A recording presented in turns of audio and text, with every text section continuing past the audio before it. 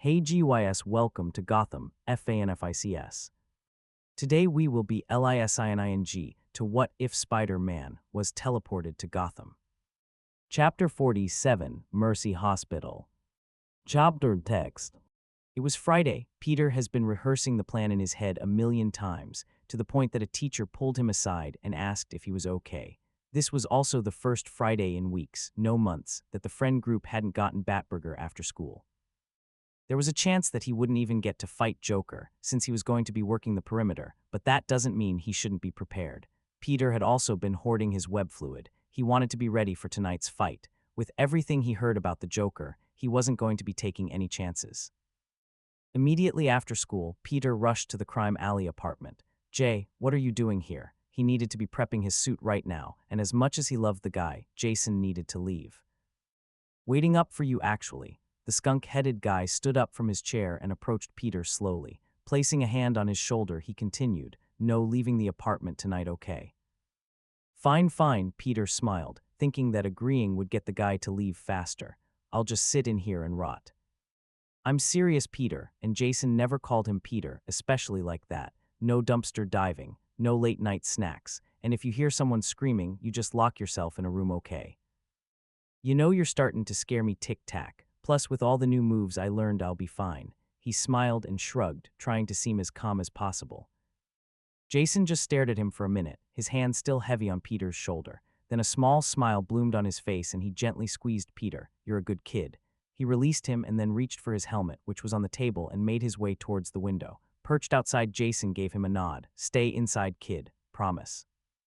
Peter watched all his movements carefully and then rolled his eyes, mocking annoyance. "Sure, Jay. Besides, I got a big chem assignment due." "Good," Jason replied, and then he shut the apartment window before jumping down. Watching Jason leave gave Peter a bad feeling in his gut. It was times like this when he hated having a secret identity, when he had to lie to people that he cared about.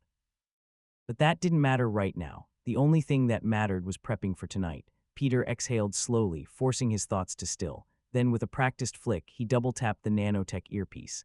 A subtle chime echoed in his ears, and with a soft, metallic whisper, the suit responded. It surged from its hidden compartments, blooming over his body. Threads of red and cobalt locked into place with a shimmer, forming the sleek armor of Spider-Man, the final click of the lenses tightening into place. He closed his eyes. The city breathed around him, the hum of traffic, the rhythm of footsteps a block away, and beneath it all, the low, ever-present buzz of his spider sense. For a moment, he just listened. Then his eyes snapped open, and he turned toward the apartment window. It was time. He needs to be at the Batcave within the hour to begin reviewing the plan. Tim was double-checking everything in the cave. Every schematic, every map, every name on every document. He needed to know this plan inside and out because it needed to go perfect tonight. They had done countless busts on the Joker over the years, but not only did they have Spider-Man this time, but Tim couldn't get rid of this itching feeling. An itching feeling that just felt wrong.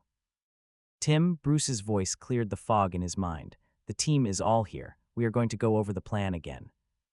"Okay, I'll be out in a sec." He nodded and clicked out of his files, burying the itch deep below the surface.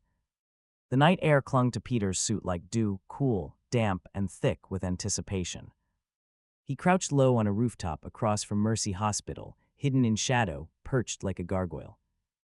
As he waited in the shadows, he reminded himself of the team's locations. Cass and Damien were in the South Pediatric Ward. Jason and Steph had the third-floor stairwell. No cameras, no oversight, and Joker would expect it to be ignored. Dick and Duke were with Tim, pushing in through the morgue tunnel beneath the hospital. Bruce in the waiting room where they most expected Joker to emerge, and Babs was the eye in the sky. She was controlling the building's locks, cameras, and comms from a safe house down the block. But as Peter lurked on a nearby rooftop, he was slowly making his way closer to the hospital. He had been ordered to stay dormant unless they needed him, and he didn't know how to explain that he knew they would. He didn't know how to explain that he could feel it in the static of his spider sense, a low buzz that hadn't stopped humming since they arrived, and it had only been growing. Something was off. "Then go," Batman's voice cut through the silence like a blade. Instantly, Peter felt the hospital shift. The double doors near the ambulance entrance slammed. The glass on the third floor cracked, and the first shout rose like a warning flare. In his ear, voices began to layer, chaos blooming in stereo. "Movement, third floor. Ward's clear, wait, no, I've got hostiles." Steph, double back, he's not alone. Damien, do not engage alone. Cass is 2 halls over. Peter didn't move, not yet. No matter how badly he wanted to rush in, that wasn't his job. He tracked every entrance, watched shadows stretch under cars, scoped rooftops and alleyways and every fire escape in a 5-block radius, one eye on the chaos, the other on the unknown. Then he heard it. Spider-Man, Barbara's voice snapped in his ear. Change of plans, we need you now. What happened? Peter asked, already launching himself off the building. Static, then a scream, high, short, then gone. Suddenly comms exploded in a tangle of overlapping voices. Steph shouting, Duke asking for coordinates, Dick barking out orders. Peter strained to separate it all. But in the midst of all the chaos, a deep and mangled voice was clear. Damien, he's gone dark. It was Cass. No visual on subcam, Babs cut in. He was in the pediatric ward 5 seconds ago, then nothing. A chill ran down Peter's spine. Damien fought like hell, but it didn't matter. There were too many grinning faces, too many gas masks and tainted syringes, and too many damn traps. It wasn't like he tried to go in early, but people needed Robin and Cass wasn't there. So he got to work alone. His blade cut 3 down before the gas hit, some new mix of fear toxin and Joker venom, and then his vision wavered. He hit the ground, fighting to stay on his knees, not willing to let himself seem weak. But then he saw it, the Joker. He was grinning with that same rotten sugar smile. Hello, baby bat, he cooed, crouching like a puppet with tangled strings. You're the spicy one. I've missed the spicy ones. Then despite his best efforts, Damien's knees buckled. His head swam. He slashed at the air, but too slow. He hit the floor, paralyzed, visions swimming in green and purple. Don't worry, Joker whispered. This is just between us. Tim felt it before Babs screamed that the signal was gone, and he didn't wait for orders. He ran. Duke shouted something. Dick cursed. Bruce's voice hit the comms like thunder, ordering the team to converge, but it was already too late. Tim knew exactly why Joker had taken Damien. It was too familiar. There was a reason that the pediatric ward had been chosen. Joker always left himself a stage, and Tim knew the steps by heart. As he clawed his way out of the morgue tunnel and into the upper levels, Tim couldn't tell what was louder, his heartbeat hammering in his ears or his ragged breathing. His lungs burned, his calves screamed, but he didn't slow down. Every second felt stolen.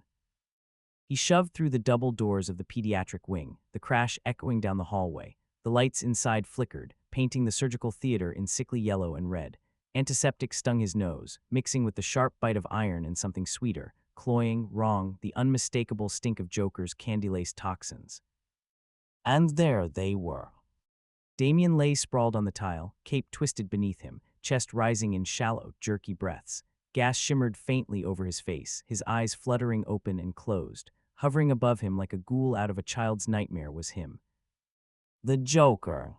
He balanced a scalpel between 2 fingers as though it were a toy baton, humming a warped nursery rhyme that echoed against the walls. The sound made Tim's teeth ache.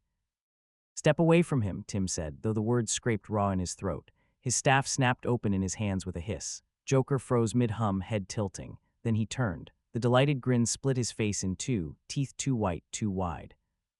Oh, look at that, the clever one. His voice curled around the words like smoke. With the sad eyes, Red Robin, right? He laughed, sharp and empty, and the scalpel flipped once, twice, glinting in the light before stilling again.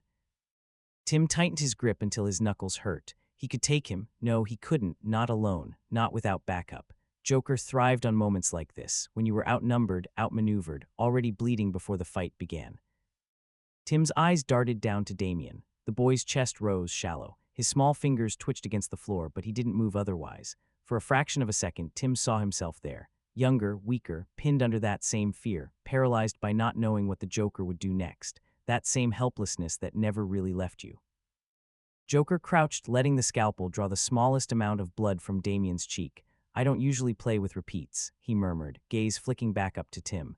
But maybe tonight I'll make an exception, a bird for a bird. Tim's pulse spiked, his staff trembled in his hands. He couldn't stall any longer. Backup wasn't coming fast enough. Damien wasn't going to last, so Tim did the only thing he could. He inhaled, steadying himself, and let the staff fall. The clang of metal on tile rang through the theater like a gunshot. He raised his eyes to Joker's and forced the smallest, sharpest smile onto his face. He's not who you want. Joker paused. Tim met his gaze head-on. Is that so? the clown quickly redacted the scalpel from Damien and stepped over the boy's body. "I'll come with you, no fight, no tricks, just let him go." Tim, Bruce's voice blasted through the comms. "Stand down." "Red Robin, what the hell are you doing, Dick?" "Tim, don't you dare, Babs." But he kept walking, he kept getting closer, because only 3 people knew what the words Joker Jr. meant. Only 3 people had read the sealed file Babs helped him bury years ago. Only 3 people had seen the surveillance footage of that night, the night Tim got too close, and Joker. Joker remembered perfectly. "Ooh," Joker breathed, eyes lighting up as if Christmas had come early. "That's my boy, my lost little darling." Tim's stomach clenched, but he forced his voice steady. "I'm the one you want, right? Not him, me. You'll get farther with me than starting over from scratch." Joker tilted his head, humming through his teeth. He sauntered closer, each step squeaking against the tile. The scalpel twirled lazily between his fingers. Tim held his ground even as the clown's shadow fell over him. Joker stopped so close Tim could smell the sweet rot of chemical candy on his breath. A gloved hand darted out, brushing Tim's chin, too gentle, too intimate, and then trailing to the side of his neck. "You'd like that, wouldn't you?" Joker whispered. "To be special again." His smile split wider, eyes darting from Tim to Damien's twitching form and back again. "But maybe you're bluffing. Maybe you're just another little bird, pecking at crumbs, hoping I won't snap your wings." Tim forced himself not to flinch, not to pull away. He met those wild, unblinking eyes head-on. "No bluff, you already know what I can do. I'm useful, I'm prepared." His glance flicked to Damien, just long enough to drive the point home. "You'll never get what you want out of him." A beat of silence. The scalpel paused mid-spin. Then Joker's grin sharpened into something wolfish. He leaned in, nose almost brushing Tim's cheek. "Deal." Chapter 48, Where is My Son? Chapter text. Peter yanked his webbing free from the last clown-masked goon, slamming the guy into a cracked pillar before the creep could even scream. The goon crumpled unconscious, and Peter didn't even glance back. There wasn't time for theatrics, not with the hospital corridors thick with smoke, panic, and something worse. Silence on the comms where there should have been orders, plans, voices. All he had was the echo of Tim's voice. The words looped in his mind like sharks, gnawing at his focus with every pass. He didn't know exactly what they meant, but he didn't need to. The moment Tim said them, something in Peter had gone cold. A heavy crash jolted him out of it. 2 more goons rounded the corner, one swinging a crowbar, the other with a crudely painted clown mask and a taser duct taped to a broomstick. They saw him and laughed. Peter didn't. He shot 2 webs, one to the broomstick, yanking it out of the guy's hands, and the other straight to the crowbar, slinging it over his shoulder and snapping it against the wall with a loud clang.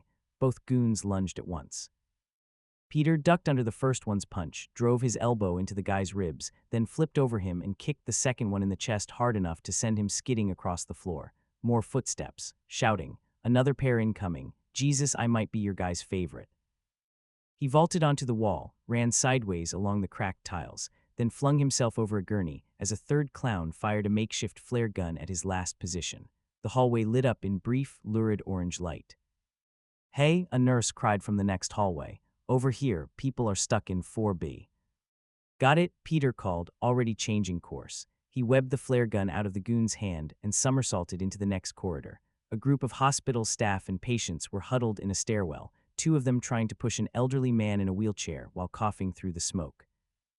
Peter threw up a temporary web barrier across the hallway behind them, sealing off the goons for just long enough. He crouched down beside the nurse. "Where's your safe zone?" "East parking lot back loading dock is the only clear path left." Peter nodded and webbed the wheels of the old man's chair, yanking it toward him as gently as he could. "Then let's go." He led them forward, ducking under dangling wires and half-collapsed ceiling tiles. Smoke was creeping in thicker now. "Karen, how are the filters holding up?" "They are at 70% functionality, Spider-Man." "Perfect, let me know when it gets to like 20% okay." He groaned as he lifted up a collapsed wall to let the group pass. Just as he was about to put it down, at least 3 more patients came limping through a connecting hallway, holding one another up. Keeping one arm on the broken wall, he used his other to shoot web lines above them, anchoring a net in case the ceiling gave way again. They were halfway there when a burst of automatic gunfire tore through a nurse's station behind them. Peter turned on a dime, firing a web straight into the shooter's face, yanking him off balance and sending him crashing into a file cabinet.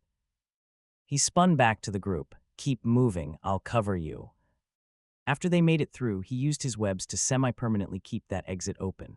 But this was far from over. He began to dance between walls, flinging webs with precise, practiced motion. One to snag a goon's ankle, another to sling a metal cabinet in front of a doorway as a barricade. He could hear the comms crackling faintly now, but they were garbled, voices overlapping, frantic. He should be hearing Mr. Wayne, or at least Babs, but still nothing. That terrified him more than any of the bullets. Peter twisted in midair, flipping down a stairwell shaft, deploying web nets behind him to slow his descent. He stuck the landing in the emergency ward, now nothing but half-lit smoke and shattered glass. He vaulted through a set of ER doors, hinges broken, glass spiderwebbed. He landed hard on the floor, skidding into a crouch. Then he froze. Batman stood there, armor torn and his breathing ragged and uneven. He wasn't moving. Peter took a step forward. Batman. Instantly the man turned to him, his eyes wild, not calculated, not cold, but painfully raw. "Where is he?" Bruce growled, voice rasping. "Where is my son?"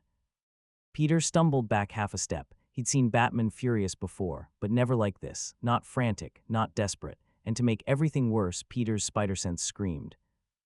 It wasn't the normal buzz, this was a howl piercing through the noise. His breath caught. "Wait, do you hear that?" he asked, voice barely above a whisper. Bruce was still breathing heavily. Tick, tick, tick, tick, tick, multiple sources, synchronized. Peter's eyes widened. "We've got bombs." A split second later, Joker's voice crackled over the hospital intercom, coded in static and amusement. "You didn't think I'd let the curtain close without a dramatic final act, did you?" Chaos broke out on the comms. "Everyone evacuate now," Babs snapped. "I'm on the north wing," Steph shouted. "Pediatrics secured," Cass added coldly. "Robin is with me." "I'll take sublevel 1, Dick said. "Spider-Man, you with me?" "Yeah," Peter responded, already sprinting down the hall. "I'll take the west, you go down." Bruce said nothing, and as Peter glanced over his shoulder, Batman was already gone. But he couldn't focus on that right now. He just kept running through the ER, slinging himself up through the next stairwell as the ticking grew louder. The smoke curled like claws around his limbs as he flew past the blood-smeared walls and crumbling tile. Somewhere below him, glass shattered. Somewhere above, people screamed. Eventually, he landed on the third floor just as Nightwing sprinted into the corridor from the west wing, suit scorched, hair singed, two clown goons tied together at the ankles and unconscious behind him. Finally, Dick shouted, half breathless, "You heard it too." Peter nodded, his eyes flicking across the hallway. "Yeah, he rigged the place, multiple bombs, multiple floors." "I already found one in pediatrics," Dick said, motioning with his eskrima stick, wired into an IV line. Peter winced, and then his spidey sense screamed moved him. "Get down." A gun-wielding goon must have had his finger glued to the dang trigger. Peter flipped up and shot a web straight into his eyes. Nightwing then took him out but the ankles, successfully knocking him unconscious. "Spider-Man," Dick's voice was low. He looked up confused. Nightwing was looking at his side, and Peter didn't want to look. Right now he couldn't feel the bullet wound, and he'd like to keep it that way. "Just a scratch," Peter joked, as he sprayed some webbing on top of the wound. "Besides, we got to locate these bombs." "Right, Oracle, you got anything?" Peter took that moment to separate from Dick and ask Karen, "How bad is it, Karen? Also, how many bombs are we looking at?"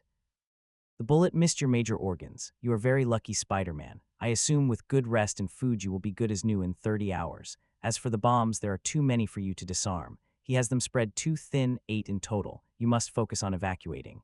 Karen nearly wrapped her report, and just as Peter was about to make a joke, Nightwing spoke up. "Oracle reports 5 bombs, if we start now."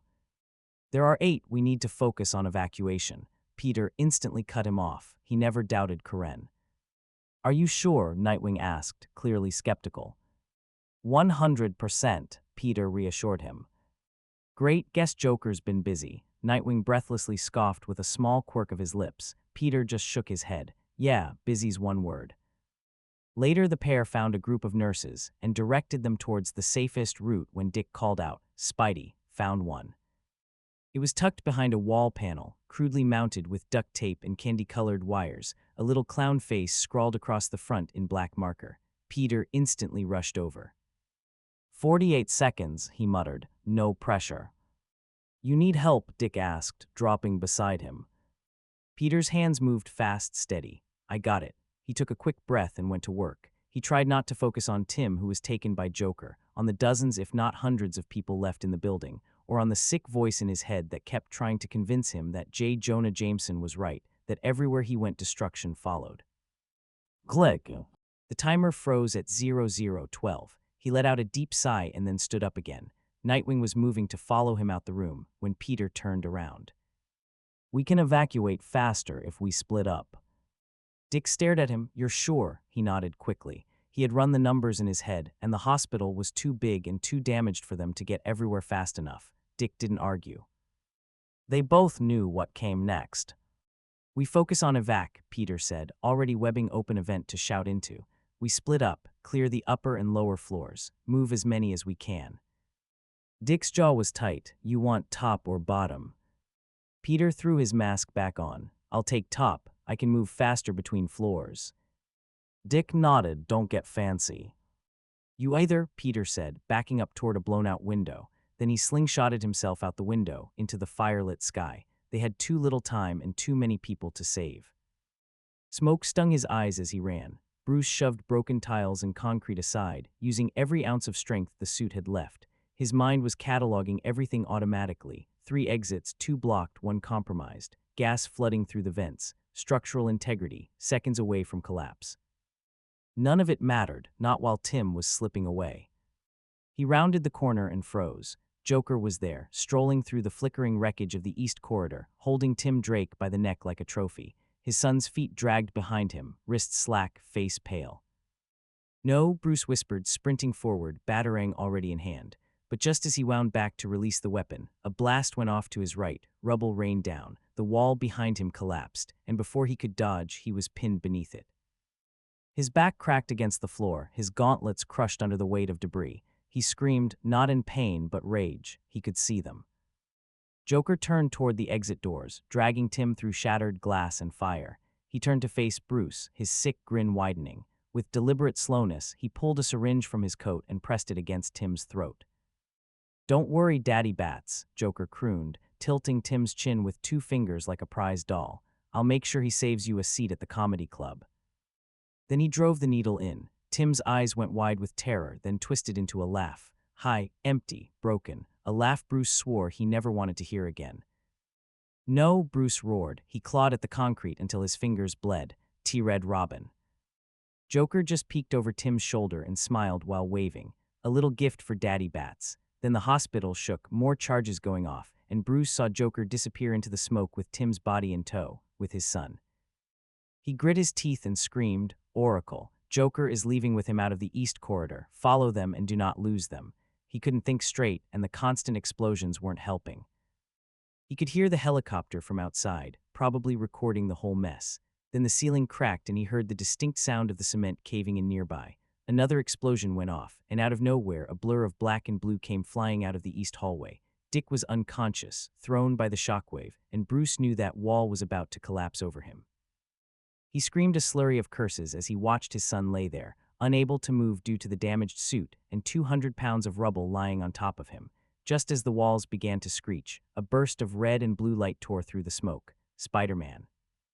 He grabbed Dick midair, tucked him close, and launched them both clear of the falling concrete. Spider-Man landed, breath ragged, and turned back. He spotted Bruce crushed beneath the rubble. "I got you," he shouted, scrambling toward him. He braced his legs and pushed like it weighed nothing. The rubble groaned and lifted just enough for Bruce to crawl free. And despite his gratitude for the man, he couldn't help but feel anger rise in his chest. If he could have done that, he could have gotten to Tim. He cowdle of bam. Another explosion, and by the sound of it, they were getting closer. Spider-Man shoved an unconscious Dick into his arms. "Go," he yelled. "Go."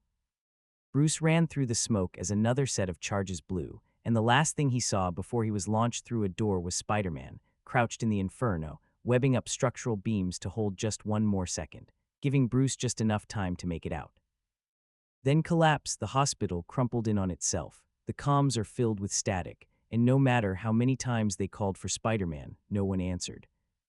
Chapter 49, Not Fast Enough. Summary. Jason's POV as the mission goes sideways. Chapter text.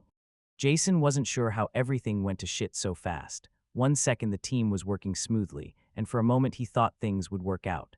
Then before he could register what was happening, him and Steph were swarmed. They were holding their own just barely in the stairwell, shouting on comms.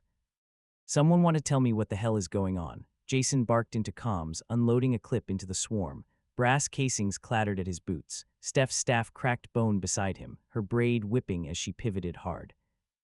He heard Dick bark orders, Spider-Man join the fight, but none of that mattered right now. All he really heard was Cass, "Damien, he's gone dark." He shot a glance at Steph and saw the way she twitched as she swung her three-section staff.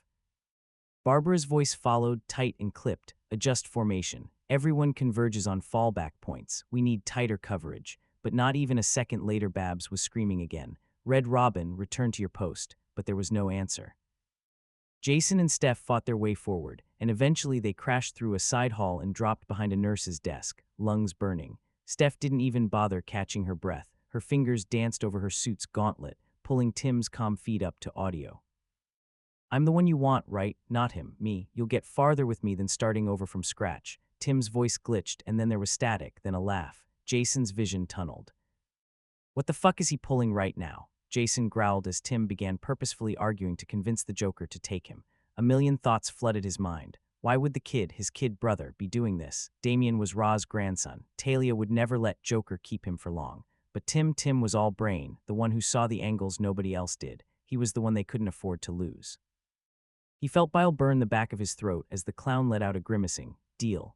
Jason's stomach dropped like a lead weight. He didn't think, just slammed a fresh mag into his pistols, the motion automatic, and pushed off the desk. He was already storming toward the pediatric wing when a gloved hand seized his bicep.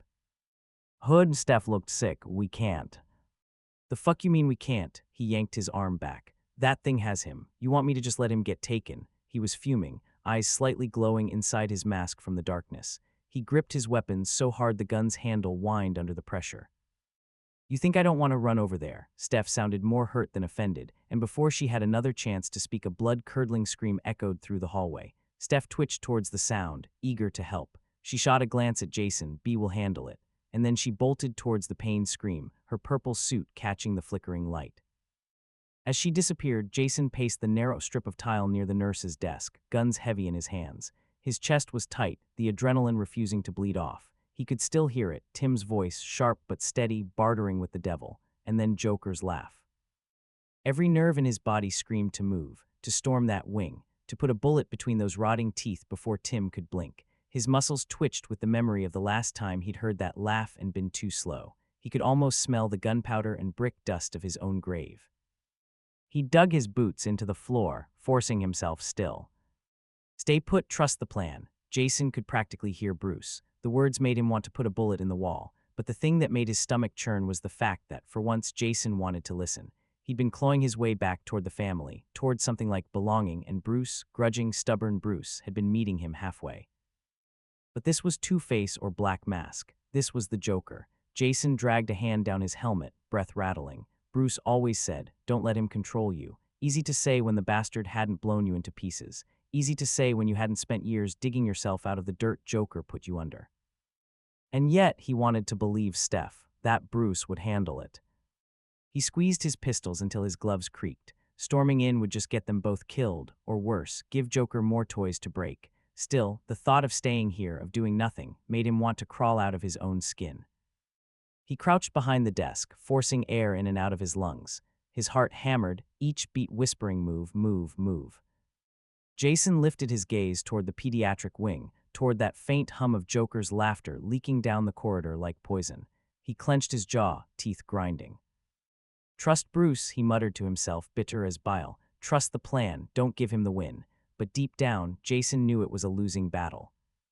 Nevertheless, he joined Steph a few minutes later. He barely had any time to catch up. As the next second the hospital's speakers sparked to life, "You didn't think I'd let the curtain close without a dramatic final act, did you?" Jason shoved a door open so hard it nearly fell off its hinges, denting the wall. "Everyone evacuate now," Babs snapped, and Jason looked at Steph. She had a woman slouched over her shoulder and a few others trailing behind her. "Hood," she groaned, but they both knew that Jason couldn't do it anymore. He tried the trust thing, he tried hard, but he couldn't play this game anymore, acting like he believed Bruce could handle it, like he would. "Get them out of here," he barked, pointing towards the exit with his gun. then he spun on his heels and sprinted towards the pediatric wing. Oracle, give me RR's location. Red Hood, you need to evacuate. She was sharp with her words, and Jason could detect the smallest bit of fear in her voice. Either you tell me where he is or I look until the damn building collapses, Jason scoffed while sprinting, rounding a corner and decking a man in a clown mask. A second later, a small map flickered to life across Jason's HUD. Tim's tracker pulsed steady in the east corridor, not far, so close he could almost feel it.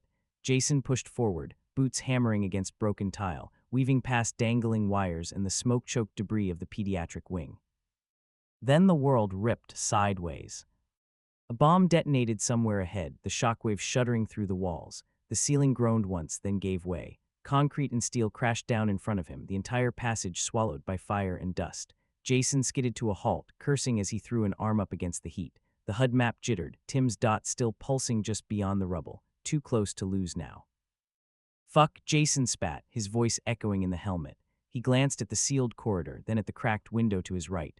Third floor, unstable walls, but better than waiting for the whole place to bury him alive. He holstered one pistol, sprinted for the glass, firing the other to clear out the last of the pain. The window shattered in a rain of shards as he threw himself through. Cold night air blasted his face as he freefell, heart thundering in his chest. For half a heartbeat, he let the fall steady him, then fired his grapple. The hook bit into the fractured wall of the hospital, screeching as it dug into a jagged seam. Jason swung wide, boots brushing against the crumbling brick as sparks from burning rooms burst out behind him. The line held, but the building did not. Another bomb thundered beneath him, the explosion so close it knocked chunks of masonry loose. Jason's grapple tore free with a shriek of metal, and suddenly he was weightless, spinning out into the open street. Shit, he barked, no time to panic. Instinct took over. He twisted midair, angling his body, firing a second line, but the wall was too unstable, too far. He yanked his arms in tight, bracing for the impact, and adjusted at the last possible second. He slammed onto a storefront roof across the street, rolled hard across the gravel, and skidded to a stop against a rusted ventilation unit. Pain screamed through his ribs. He groaned, forcing himself upright with one hand pressed against his side. Not broken, but close. Bruises bloomed hot under the armor. Jason staggered to his feet and turned back. Smoke and fire poured from the hospital windows, and through it, a flash of red and blue cut the night Spider-Man, slinging himself through a higher window, glass exploding outward with the force of his kick. Jason's jaw tightened. He didn't have time to be impressed. He glanced towards the broken window Spider-Man had launched himself from and spotted Dick. "Whatcha doing, Hood? Enjoying the show?" Dick's voice crackled into his comms. Jason's jaw flexed under the helmet. He could see his brother across the street, silhouetted in the firelight. Leave it to Dick to joke when everything was going to hell. Jason's chest was still burning from the fall, but that wasn't what hurt. What hurt was the faint pulse on his HUD, the little dot that was Tim, getting further and further away. "Is the stairway by you usable?" Jason snapped, ignoring the joke. His voice was sharper than he intended, edged with something he didn't want to name. "Calm down, little wing. We gotta evacuate right now." Dick's eyes tracked him even as he backpedaled through the chaos, trying to herd civilians away from collapsing walls. Jason yanked his grapple and fired without hesitation, the line snapping taut as it slung him across the gap. He landed in the broken window Spider-Man had crashed through, glass crunching under his boots. His heart was pounding so hard it felt like it rattled the armor on his chest. "You can evacuate," Jason growled, his voice low, final. "I'm getting Red Robin." For a beat, silence, and then he saw it through the cracked visor feed. Dick twitched. His whole body stuttered, just for a second, like the weight of what Jason said hit him square in the gut, like he remembered what happened the last time the Joker caged a bird. He'd been here before, fighting through fire and rubble, too late, too slow. He remembered the cold of the grave, the way Joker had laughed at him until he couldn't hear anything else. He couldn't watch it happen again, not to Tim, not when the kid was still alive, still fighting, still theirs. Dick's voice came back over the comms, softer this time, stripped of humor. "Okay." That was all, but Jason could hear it, the fear underneath. He glanced back at his HUD, Tim's signal pulsed steady, just out of reach. Jason pushed toward the nearest stairwell and vaulted down, his grapple line hissing as it caught and slowed his descent. The landing rattled his bones, but he barely registered it. When he shoved open the first-floor door, the world tilted. The corridor was a graveyard. Blood smeared across linoleum tiles in broken arcs, pooling under shattered stretchers. Ceiling panels sagged low, wires dangling like nooses. Whole sections of wall had buckled inward, jagged beams jutting out of the rubble like exposed bone. Jason froze for half a beat, chest heaving inside his armor. This wasn't just damage. This was a slaughterhouse, and the thought of Tim somewhere ahead, alone, cornered, punched a hole through his composure. He forced his feet forward, boots crunching over glass. His HUD flickered with interference, but Tim's tracker still burned bright, closer than ever. So close Jason's gut twisted with a dangerous, unsteady hope. But hope is something that makes you weak.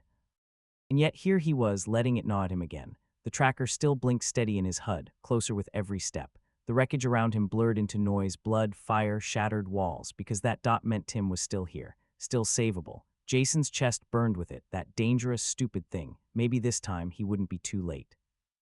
He pushed harder, ribs screaming in pain and lungs scraping for air as he tore through another ruined hall. Then, no. It was Tim, it was Bruce. The sound didn't even come through the comms, but it was a horrifying echo in the hallway. It was raw and jagged, and Jason's blood ran cold. Batman didn't scream, not like that. Jason's mind spun wild, fractured with speculation. What happened to Tim? What did the clown do? Then another broken scream tore the breath from Jason's chest. Red Robin. His stomach dropped, the hope he'd been nursing curdling instantly into something sharper. He was moving before he realized it, boots pounding the ruined floor as the world around him dissolved into fire and panic. Jason tore down the corridor, HUD screaming with Tim's pulsing signal. The dot flickered faintly at the edge of his vision, like a heartbeat too weak to last. He shoved debris aside, claws of broken rebar scraping sparks across his armor. His breaths came sharp, ragged, half growls, half choked curses. Not again, not this time. You're not taking him from me. He slammed into a collapsed wall and didn't slow. Grapple fired, cables straining as he vaulted through a hole in the ceiling and came crashing out into the night air. Smoke poured from the hospital windows. The HUD recalibrated, Tim's tracker dragging him east toward the alley. Jason hit the asphalt running. His boots thundered against broken pavement as he sprinted after the blinking light, weaving between dumpsters and collapsed scaffolding. The signal kept flickering, weaker with every second. "Hold on, kid," he rasped under his breath, voice raw inside the helmet. His whole body ached from the falls, from the explosions, but the only thing he felt was the need to get there, to see Tim alive. The tracker steadied, just ahead. Jason rounded the corner so hard he nearly slammed into the brick. He should be right here. Jason's eyes darted, wild, scanning the broken asphalt, the shadows, the collapsed scaffolding. Then he saw it. Blood. Just a smear across the pavement, glistening dark under the emergency lights. Not much, but enough. His breath hitched in his throat. His HUD blinked twice, then flatlined. Tim's dot winked out of existence. Jason's heart crashed against his ribs, a hollow sound echoing in his helmet. No, no, no, no, he dropped to his knees, gauntlets scraping the pavement, scanning the ground like he could will the kid back into existence. The blood was fresh, but he wasn't here. Joker had him, and Jason was too slow, again. But the sound of the unstable hospital dragged him away from his thoughts. The building was buckling, straining under the weight of fire and explosives, and Jason's HUD lit up with warnings, red across his visor. He lingered just for a second, staring at the smear of blood on the pavement like it could give him answers. But the roar of collapsing steel above him snapped him back. If he didn't move now, he'd be joining Tim in the grave. Not like this, he hissed, dragging himself upright. His ribs screamed, but he forced his legs to obey. He stumbled, then ran, boots pounding the cracked asphalt as he sprinted away from the east wing. The groaning of the building chased him down the alley like a predator. By the time he rounded the corner to the front of the hospital, the night was alive with chaos. Police sirens blared, red and blue lights strobing off shattered windows, and overhead, chop chop chop, the thrum of a news helicopter circling like a vulture. Its spotlight blazed down, blinding him. Jason snarled and threw up a hand to shield his visor. "Get that thing off me," he growled, though the pilot couldn't hear him. The beam lingered on him for one humiliating heartbeat, red hood caught in the open, empty-handed. Then it slid away, swinging across the rubble to illuminate something else. Jason froze. Through smoke and falling ash, the spotlight framed a figure staggering out of the wreckage. Bruce, armor shredded, cape torn, his movements uneven and jagged like every breath cost him, and in his arms Dick, limp, unconscious, head lolling against Bruce's shoulder. Jason's heart slammed into his throat. For a moment he couldn't move, couldn't breathe. Bruce looked broken, desperate in a way Jason had never seen, and Dick looked lifeless. Jason's guns felt like lead in his hands. All at once, his fury drained into an indescribable sense of fear. He'd come out here ready to tear through walls for Tim, and instead the world was handing him another nightmare. One brother lost, another maybe gone already, and the man who was supposed to hold them all together stumbling like he might collapse too. Jason sprinted toward the spotlight. "Hold on, I'm coming." The words tore out of him before he even realized he was shouting. Bruce staggered forward with Dick's limp body in his arms, every step looking like it cost him, and Jason's chest burned at the sight. He was close, he could make it. He had to. But then behind them, Jason caught it, a suit that was once red and blue now stained deep crimson. Spider-Man, braced under a half-collapsed ceiling, webs straining like snapped violin strings as he held the building upright with everything he had left. His voice cracked through the smoke, hoarse and desperate. "Go, just go." Jason pushed harder, lungs tearing, legs burning. He was almost there, almost. The world went white. A deafening boom ripped the night apart as the hospital gave way. The entire east wing folded in on itself, vomiting fire and steel.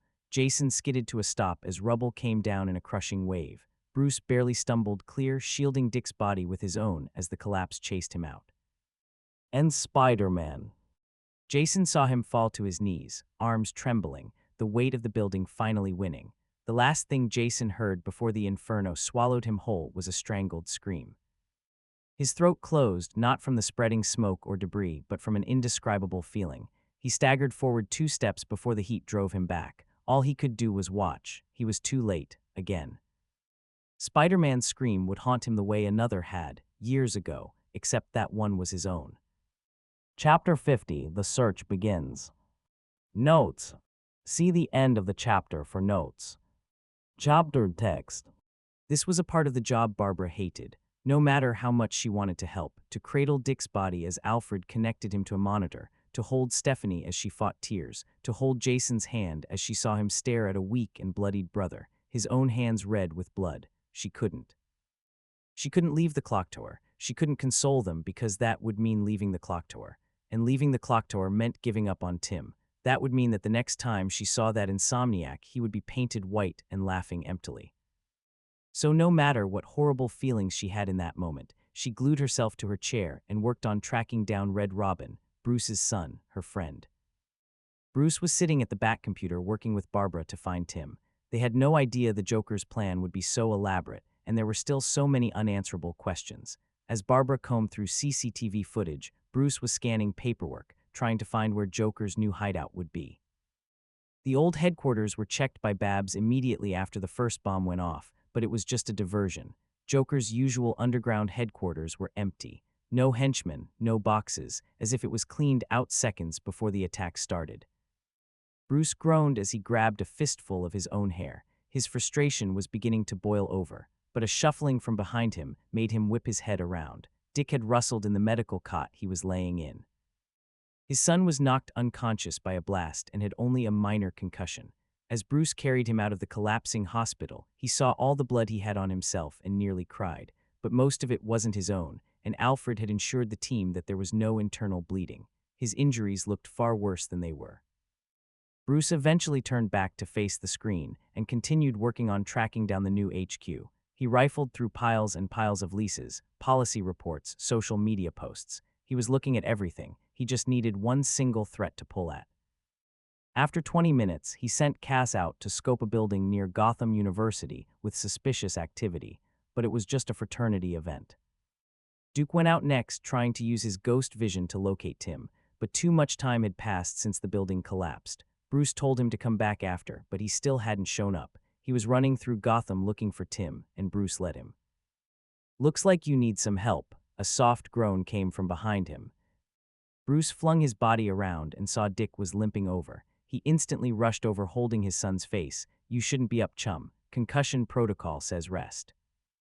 "Yeah, and I could be hurt lying in bed, or I could be hurt while looking at paperwork with you." Dick smiled, and the smallest bit of tension in Bruce's shoulders released. He was so worried he'd never see that pristine smile again. No matter how much Alfred reassured him, he always felt better seeing it himself. Knowing it was better to help his son than to fight with him, Bruce helped Dick into a chair next to his own. The father-son duo sat in silence for a few minutes when Jason appeared stomping through the cave. "I thought you died, dickwad." Unlike most of their brotherly banter, this time there was spite in Jason's voice. There was anger and rage. Jason was storming towards his brother, breathing heavily. Dick just stood up and let his younger brother grab him by the shoulders. "I'm sorry," was the only thing to come out of his mouth. Bruce watched their interaction from the side of his eye, making sure there was no fight about to break out. But to his surprise, Jason just engulfed Dick into a hug. "I'm only burying one friend today." "Got it," Jason growled as he pulled away. Dick tensed. "Tim isn't dead, Jason. We're going to find him." "I know," Jason scoffed, but then Bruce realized he was unconscious when Spider-Man saved him. Dick turned his head to Bruce slowly, painfully so. He looked at his father with nothing but fear. "Who died, Bruce?" His voice was swimming with pain and remorse. Bruce thought of all the ways he could break the news, but Stephanie beat him to it. "Spider-Man." A single tear rolled down her cheek before she whipped it away, sniffling. "What?" It was Dick's turn to scoff. "No, he was supposed to be evacuating the upper floors. I talked to him not even 5 minutes before I passed out." Dick looked at everyone in the room. Stephanie was sitting in a chair with an IV line in while looking at some papers in her lap. Jason was clenching his jaw, and Bruce was staring holes into the computer screen in front of him. Bruce thought off all the things Spider-Man had given them, his support, trust, and eventually his life. He replayed the scene in his head again, watching Dick nearly get crushed, only to be saved by a man that Bruce never ended up helping. "You were unconscious." His voice was flat, but his hands curled on the armrests of the chair. "The ceiling was coming down. I couldn't reach you in time, but he did. Spider-Man pulled you clear. Then he went back. He dug me out of the debris, held the structure long enough for us to escape." Bruce's eyes narrowed, not at Dick but at the memory itself, as if sheer focus could will a different outcome. The last bomb detonated before he could get out. The building came down on top of him. His jaw locked. "He gave us time." And then, a pause, like the words were ash in his throat. "You can't save everyone." Silence, just the quiet hum of the back computer. Dix let out a rough breath. He thought he'd prepared himself for bad news, but hearing it like that, cold, stripped down, brutal, ripped through his chest. He sat there, staring at his hands like maybe, if he clenched them hard enough, the world would rewind. Dick swallowed hard. "He saved me." His voice cracked on the last word. "He took a bullet for me probably 10 minutes before, and I talked to him. He sounded God, Bruce, he was fine." Dick sank into his chair, jaw clenched, with a glassy look in his eyes. He was supposed to be fine. Dick slammed a hand against the desk, startling even himself. "If I hadn't been knocked out," his voice broke again. He pressed his palms into his eyes, his chest heaving. Bruce moved then, slow and deliberate, setting a steadying hand on his son's shoulder. Not squeezing, not hugging, just grounding. "It wasn't your fault," he said, low but firm. "He made a choice, and that choice saved both of us." Dick's hands dropped, eyes red and wet. Then he sniffled and took a deep, unsteady breath. "We need to find Tim. We can mourn after." He caught Bruce's gaze as he raised his head. "And we will mourn him. We will give him a grave." This time Bruce didn't argue, and he didn't want to. He just nodded, "Of course." "Keep moving, Birdie," Joker sang, shoving Tim forward so hard the chains bit into his wrists. The heavy clown mask over his head blurred his vision, but it didn't matter. Tim had spent enough of his life in Gotham streets to map it by sound and motion alone. Every tight turn of the van, every pothole, every long, shuddering stop. It was the Narrows. He was sure of it. The mask came off when they reached the warehouse, but the air was worse inside, stale, heavy with rust, old oil, and something sharper. The scent hit him mid-thought, right as he was calculating how long before he could get a message out to Bruce. It was sweet at first, almost cloying, but underneath it was rot, burnt sugar, paint thinner, coppery tang. Tim's stomach tightened. He didn't need to guess. He walked into crime scenes where people clawed their own eyes out under the influence of this stench. He'd seen hallucinations turn men feral. "Veer toxin." Tim forced his breathing steady, tamping down the instinctive shiver crawling along his spine. "This doesn't smell like your usual brand of nightmare fuel," he said flatly, tilting his head just enough to gauge Joker's reaction. Joker's shadow leaned in close, his breath sticky against Tim's ear, the grin audible in every word. "Ha, guess the bird's nose still works. Don't you worry, you'll be laughing plenty. Only this time you'll be screaming too. Call it a collaboration, 2 for the price of 1. Tim clenched his jaw, but inside his mind was running. Collaboration. That was Joker's word. He didn't collaborate. He consumed, which meant this wasn't just Joker's toxin. Crane's fingerprints were all over it. Twisted chemistry, weaponized fear wrapped in mania. But why? Why would Scarecrow willingly arm Gotham's biggest wildcard? Tim let Joker ramble, the laugh echoing like broken glass around the warehouse, mind running a mile a minute trying to figure out why. Notes. Sorry for being absent for so long, goddamn. Imagine just dump a ton of stuff now. Chapter 51, Don't Forget to Smile. Notes. Sorry if this is low-key depressing. Chapter text. The silence that followed Bruce's agreement was deafening, but suddenly the computer broke it for them. A series of pings, fast and insistent, rolled across the monitors. Bab's voice cut in, crisp despite the weariness lacing it. I've got something. Traffic cams from the Narrows picked up a black delivery van cutting through right after the Mercy collapse. No plates, but it matches the make and model Joker's crew used last year. They switched vehicles mid-route, but she zoomed in on a grainy still. There's your trail. Bruce leaned forward, jaw tight. Narrows, South Docks, abandoned warehouse cluster. Jason muttered a curse. Of course it's the Narrows. He slammed a fresh mag into his pistol and holstered it. All right, what's the plan? 'Cause I'm not sitting here while the kid bleeds out. I'm coming, Dick said suddenly, pushing himself out of the chair. His legs trembled, but his voice didn't. Don't even start, Bruce. He's my brother, I'm going. Bruce's eyes narrowed, torn between protest and the raw conviction in his son's voice, but Jason cut in before he could argue. He's right, Jason's tone was rough but steady. We can't afford to hold anyone back right now. We already lost Spider-Man. We're down a man whether you like it or not. That name alone made the room flinch. Steph looked away, Cass's eyes darkened, Duke swallowed hard, but Jason plowed on, voice harder. We need every single one of us breathing and fighting if we're gonna get Tim back. Dick's gaze snapped to Jason S., surprised at the lack of bite behind the words. Jason's voice wasn't mocking, it was resolute. Bruce finally stood, his shadow stretching across the glowing monitors. Then we move together, he said firmly. His eyes flicked across each of them, Dick pale but determined, Jason smoldering with barely contained fury, Steph still pale from her IV but on her feet, Damian bristling in silence. Cass and Duke waiting ready. No one splits, not this time. Good, Dick breathed, relief and pain mingling in the word. He straightened, ignoring the ache in his ribs, because Tim needs all of us. Jason cracked his neck, guns loaded, already moving toward the Batmobile. Then let's go.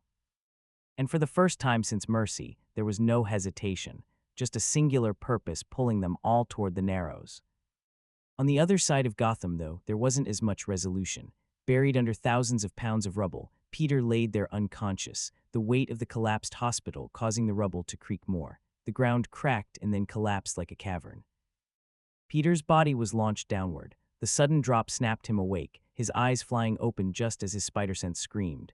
Instinct jerked his limbs sideways. He slammed into rough stone with a grunt, dust choking his lungs. A jagged pillar of rebar and concrete speared into the ground where his chest had been a heartbeat before. He lay there shaking, chest heaving, pain lancing through his ribs. For a moment he didn't know where he was, only that it was dark, heavy, and crushing. His ears rang with the echo of shifting rubble, the groan of broken beams above him. Slowly his vision adjusted. He wasn't buried flat, he was in a hollow pocket, a jagged cavern carved by the collapse, cramped, uneven, but with just enough air for him to breathe. The walls pressed in on every side, cracked concrete and twisted steel forming a cage. Peter swallowed hard, tasting blood and dust. He realized with a cold, hollow certainty, he was alive but trapped. For a moment he lay there, listening, waiting. Oracle, he rasped into his calm. Static, nothing. Batman, Nightwing, anyone, no answer. His breath hitched, the part of him that was still 15 years old, still a kid, waited for someone stronger, wiser, older to dig him out, to pull him into the light. He could picture Bruce's gloved hands tearing through the rubble, Jason cracking jokes as he lifted him out, Steph groaning about how heavy he was. He could picture it. He wanted it so badly he almost believed it. But no one came. That hope curdled in his chest. The silence pressed in heavier than the rubble itself. Peter squeezed his eyes shut. He remembered the water rushing in on the ferry, the metal pinning him, his own voice breaking as he begged himself to stand to try again. Come on, Spider-Man. That same fear clawed up his throat now, raw, choking. He coughed, spat blood, and dragged his palms against the slab pinning his shoulder. It didn't budge. His arms trembled with the effort. You're Spider-Man, he whispered to himself, teeth clenched. His voice cracked. You've done this before. You can do it again. His muscles screamed as he pressed harder. The rubble groaned. A crack echoed somewhere above, showering him with more dust. He shoved again, face twisted in strain, the wound in his side flaring like fire. "Come on," he roared. His arms shook violently. Tears burned his eyes, not from the dust, but from the suffocating fear of being buried alive and forgotten. The concrete shifted an inch, then two, just enough. He collapsed forward onto the bedrock, gasping, coughing so hard it tore through his chest. The cavern creaked louder now. He could feel the instability, the whole ruin threatening to come down again. He didn't have time.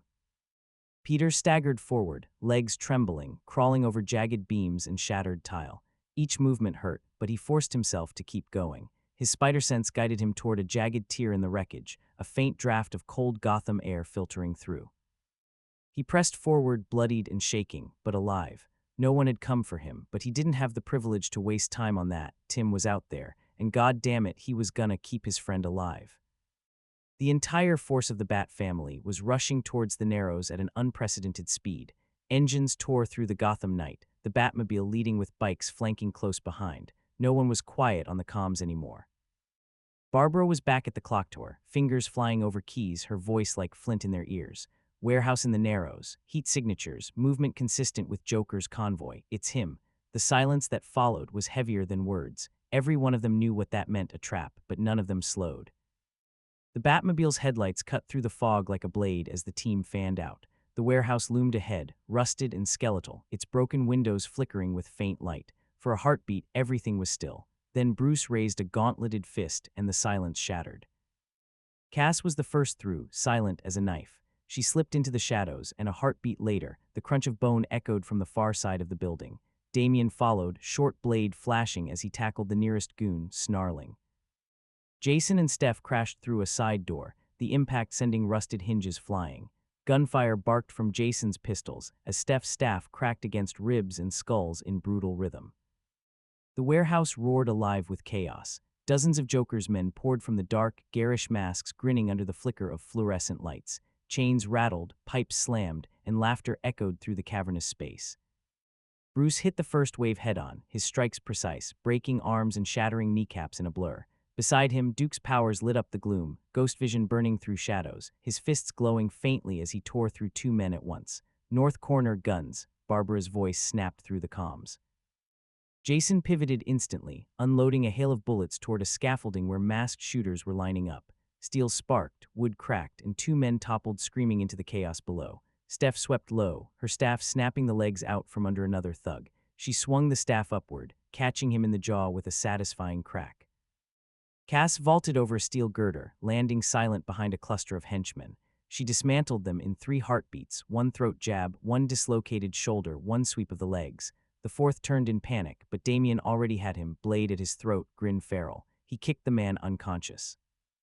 Dick's silence was devastating for the henchman. There was no joke as he dodged an attack, no quip as he beat men over the head with his eskrima sticks.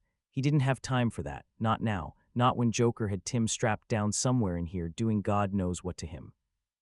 Tim had white face paint being smeared across his face when he heard the first gunshot fire. He could feel the rumble of fallen bodies and beatings. He had 2 needles already buried deep into his forearm.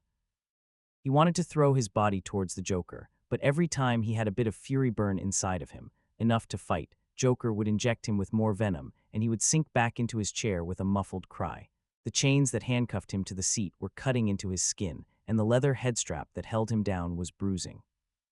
His vision was clouded now, not with tears, although he knew they were there, but with hallucinations.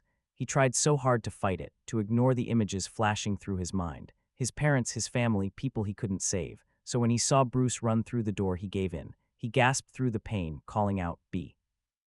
At first he thought the armored man was just another hallucination, but the closer he got the more real he was. He could see the way his jaw locked, practically hear him grind his teeth. He could see the rush in his movements.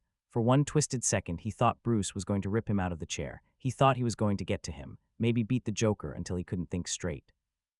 Instead, Bruce got close enough to touch him, close enough to undo his restraints, and then he paused. His hands froze for a fraction of a second, and he glanced at him under the cowl. Spider-Man is dead. Tim felt the floor beneath him cave in, not because the man died, but because that was what Bruce thought of at this moment. That was the most important thing to him. Not the fact that Tim was drooling from delusion, not the fact he had blood trickling down his arms from puncture wounds, not the fact that Tim almost lost his mind to the Joker again. But Spider-Man, that was what mattered to Bruce right now, the man that replaced him, the new hero that even Jason admired, the man he was comparing himself to every second of every day. He thrashed against the restraints, silently begging for Bruce to free him. The clang of metal shocked him back into movement. He instantly released Tim, and as Bruce stood up, he saw it. The clown held a toy gun as he creeped in the shadows, and then he pointed it at not Bruce but Tim. Tick, Bruce spun around. Talk, Bruce wrapped his Kevlar cape around Tim.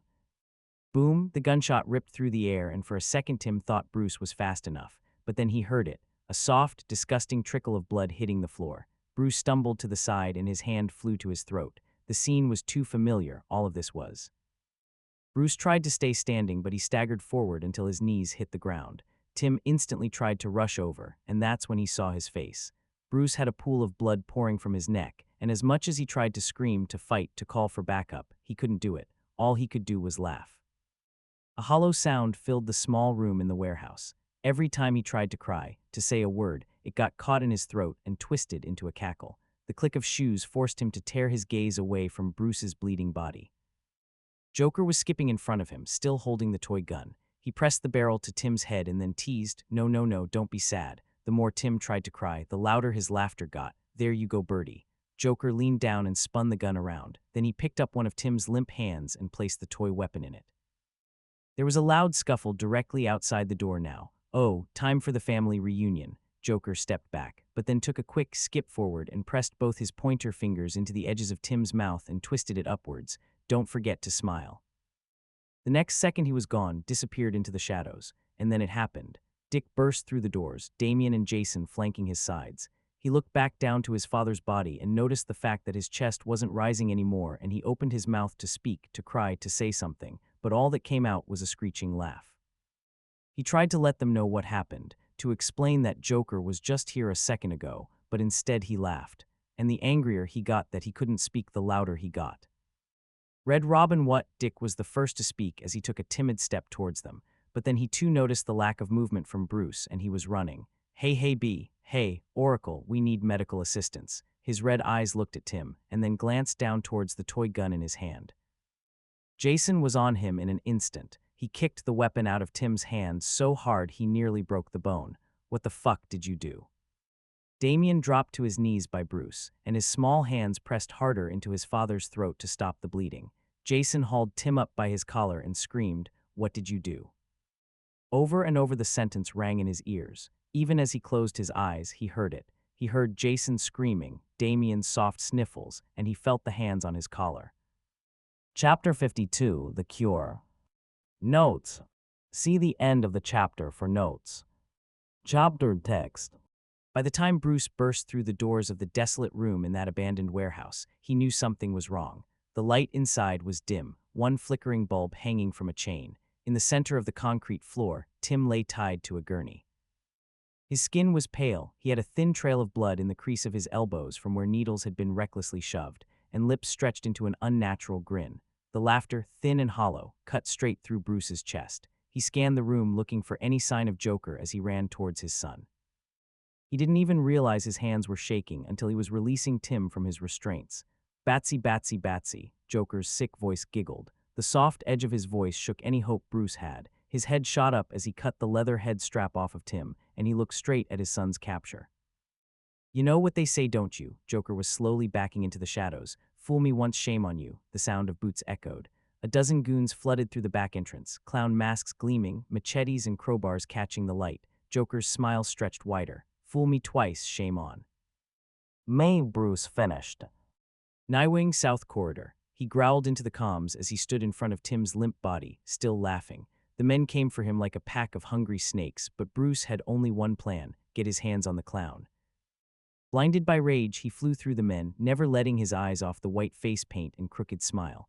His gauntlet cracked through the first man's jaw. A roundhouse kick sent another flying into a concrete pillar. Jason's gunfire roared through the comms, closer now, and Steph's voice followed, sharp and angry. As Joker tried to slip into the shadows, Bruce followed. All he saw was red, and Joker's white grin fading deeper into the shadows as he retreated. He ignored the throbbing in his body, the sound of bones cracking as he plowed through Joker's goons. When he saw the white face paint dip outside the warehouse, trying to get away, he hit a man so hard he didn't want to look back. His heavy cape rustled as he chased after the clown. The thing he could hear was Tim's laugh. The only thing he could see was his face, painted white and a plastic smile plastered on. The chase didn't last long, but after one sharp turn the clown was gone, simply vanished, but someone was there. Leaning against the brick wall of an alley, Bruce easily identified the man in the burlap sack, Scarecrow. He didn't wait for an explanation. His fist connected with Crane's jaw, snapping his head sideways. "Joker," he snarled, landing another punch. "Where is he?" Crane stumbled but didn't fall. He laughed, a rasping, awful sound. "Still chasing your clown, after all this time, after all the blood." Bruce drove a knee into his ribs. "Answer me." Crane hit the wall, coughing, but there was no fear in his voice, only disdain. "You'll never kill him, you're too weak." Bruce froze for a fraction of a second. "You let him take your apprentice twice," Crane hissed. "You let him live, and he'll keep killing because you won't do what needs to be done. He's sloppy. He just runs amok, leaving a reckless trail of bodies. You can't master a storm Batman. You can only drown in it." Bruce's gauntlet twitched, ready for another strike, but Crane only smiled beneath the burlap. "Joker's a disease, Batman, but me," his voice dropped, almost gleeful. "I'm the cure. I just need the perfect host." A faint sound drew Bruce's attention behind him, a thwip of webbing, the crunch of boots on metal. Out of the shadows, battered and bloodied, limping but upright, Spider-Man. His suit was shredded, one lens cracked, blood staining the red, but he was alive, and when he saw Bruce, he forced a crooked grin. "Miss me?" Bruce's heart stopped for just a beat. He didn't answer, and for a second he thought maybe Scarecrow hit him with some kind of hallucinogenic. He saw the building fall on top of Spider-Man. He heard his scream. Hell, he had agreed to give him a grave. But now as he stood there frozen for just a second, he saw him bloodied, but alive. But nothing good in Bruce's life lasts, because in that same second he stood there frozen. Crane's hand twitched. A small metallic click broke the quiet.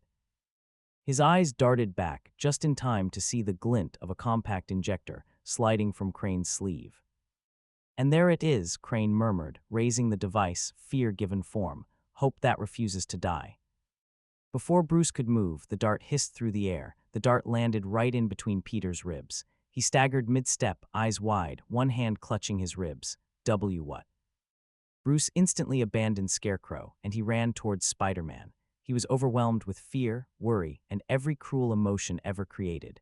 Originally, he wanted to make sure the man was alive still, that he wasn't a hallucination, but now he needed to make sure Spider-Man didn't do anything irreparable. As Bruce ran away from Scarecrow towards Spider-Man, he heard the man grunt as he faded into the alley. Now someone can be strong enough to put down that clown. Dick was fighting strong despite his injuries. He was tearing through Joker's men with every last desperate bit of energy he had when Bruce's voice grumbled through the comms, "Nightwing, South Corridor." That was all he needed. Dick wiped blood from his jaw and forced his body forward, ducking beneath a steel beam as he tore through another line of Joker's men. Jason appeared beside him first, guns blazing, jaw locked, fury in every step. "You're limping," Jason growled, firing into a goon's shoulder without looking.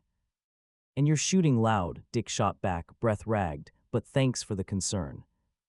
Damien dropped down from the catwalk above, cape fluttering as he landed in a crouch between them. His blade flashed once, clean and quick. "Focus," Father said, "South Corridor." The three of them moved as one, muscle memory taking over, brothers forged in chaos. They cut their way through the hall, Jason clearing with firepower, Damien weaving through bodies, Dick hitting pressure points like a surgeon. When they reached the final chamber, the first thing that hit Dick was the smell iron, antiseptic, and that faint sweet rot of chemicals. The second was the sound. Tim's laughter. It was light at wrong, hiccuped and gasped. His voice sounded hollow, emotionless, but not in the way Tim sounded when he was annoyed, or how he sounded when he was on his 38th hour of no sleep. This was different. And then they saw him. Tim lay on a gurney in the middle of the room, pale and shaking, a grotesque grin carved into his expression. His skin shimmered faintly white in the flickering overhead light, veins dark against the surface. "Jesus," Dick whispered. He stumbled forward and yanked Tim's body upwards. Hey, I got you okay. You're okay." His head lolled weakly, eyes glassy, pupils blown wide. He was crying and laughing all at once, drool trailing from the corner of his mouth. The sound didn't even sound human anymore. It was broken, terrified. His hands twitched, trying to grab something that wasn't there. Damien stood frozen a few feet away, sword limp at his side, the blade nearly slipping from his fingers. Then slowly he stepped forward and gripped Tim's cold hand. His voice was barely a whisper. "This is my fault." He sucked in a breath as his lip trembled, sniffling slightly, and as Dick looked at him, he noticed how for the first time in a long time Damien looked his age. He looked afraid. Jason didn't waste time with fear exactly. He turned sharply, fury crackling through every muscle. He grabbed the nearest conscious goon by the collar and slammed him against the wall so hard the plaster cracked. "What did you do?" he bellowed, voice breaking through the mask's filter. "What the fuck did you do to HIM?" The thug choked out something unintelligible, a cough of blood, but Jason didn't care. He whipped out his gun and shot him straight through the leg before throwing him against the ground. "Nightwing status." Dick didn't answer. His hands were covered in Tim's sweat and blood, his brother's laughter echoing in his ears like a nightmare he couldn't wake from. He pulled Tim close, pressing his head to his chest, but the laughter didn't stop. Notes. I am so sorry IDK how the story got us so long. It's almost over though. Chapter 53, The Toxin. Chapter text. The world tilted, the dart hissed, and for a heartbeat nothing, then fire. It burned under his skin like acid. His lungs seized, his pulse pounded in his skull so violently it drowned out every sound in the alley. Spider-Man, Bruce's voice was somewhere far away, muffled by static. He dropped to one knee, gasping, gripping the wall to keep from collapsing. His vision fractured, colors splitting and pulsing like broken glass. The smell hit next, burnt sugar and rot. He blinked hard, the alley warped, the shadows bending and crawling. He felt it before he saw it, the tremor in his chest, that deep, animal panic he thought he'd buried years ago. A laugh echoed behind him, high, jagged, unmistakable. "You couldn't save him," the voice taunted, and Peter turned fast. The brick wall rippled and melted, forming Joker's pale grin across the mortar. The smile split wider, bleeding red. "You let him die, just like the rest." He backed away, shaking his head. No, he's alive." The wall's eyes blinked. Suddenly the warehouse was gone. He was back at Mercy Hospital. The corridors burned and his ears rang with Tim's laughter, broken, hysterical, echoing through every hall. "You did this," the voice hissed. He spun and saw Tim, pale and trembling, tied to a table, his eyes glassy and lifeless. Laughter poured out of his mouth like a scream. Peter's knees went weak. No, I tried to." "You try," the voice was dripping with mockery, "but you never save." A hand grabbed his shoulder. He turned, and Aunt May was there, her face soft, kind, until her eyes rolled white. She fell, dissolving into dust. Then came Ben, blood blooming across his chest. Tony's broken armor gleamed beside him, his faceplate cracked, one flickering eye still lit. "You couldn't save any of us." This all felt sickly familiar. He'd been here before. It was Beck all over again. Except this time he felt his pulse in his ears, and he could feel the restraint he always had cracking. The air grew colder. His mask felt too tight, his heart hammering against the fabric. But the voices wouldn't stop. They crawled under his skin, into his mind. Every failure, every loss, every person he'd watched die because he wasn't fast enough, strong enough, good enough. He saw himself standing in the ruins of Mercy, holding Dick's broken body instead of Bruce's arms. He saw Gotham burning. He saw MJ turning away. And then beneath all of it, Tim, his best friend, strapped to that gurney, pale, laughing. "Because of me," Peter whispered, trembling. The guilt sharpened into something hotter, fiercer. Peter had lost too many people, and he was not about to add Tim's name to that list. He felt rage, pure, dangerous rage. The hallucinations twisted with it, and the world around him bled into a haze of red and white. Every pulse of his heartbeat screamed Joker. Every breath filled his lungs with the thought of that painted face and that laugh. He staggered to his feet, clutching the side of the building to steady himself.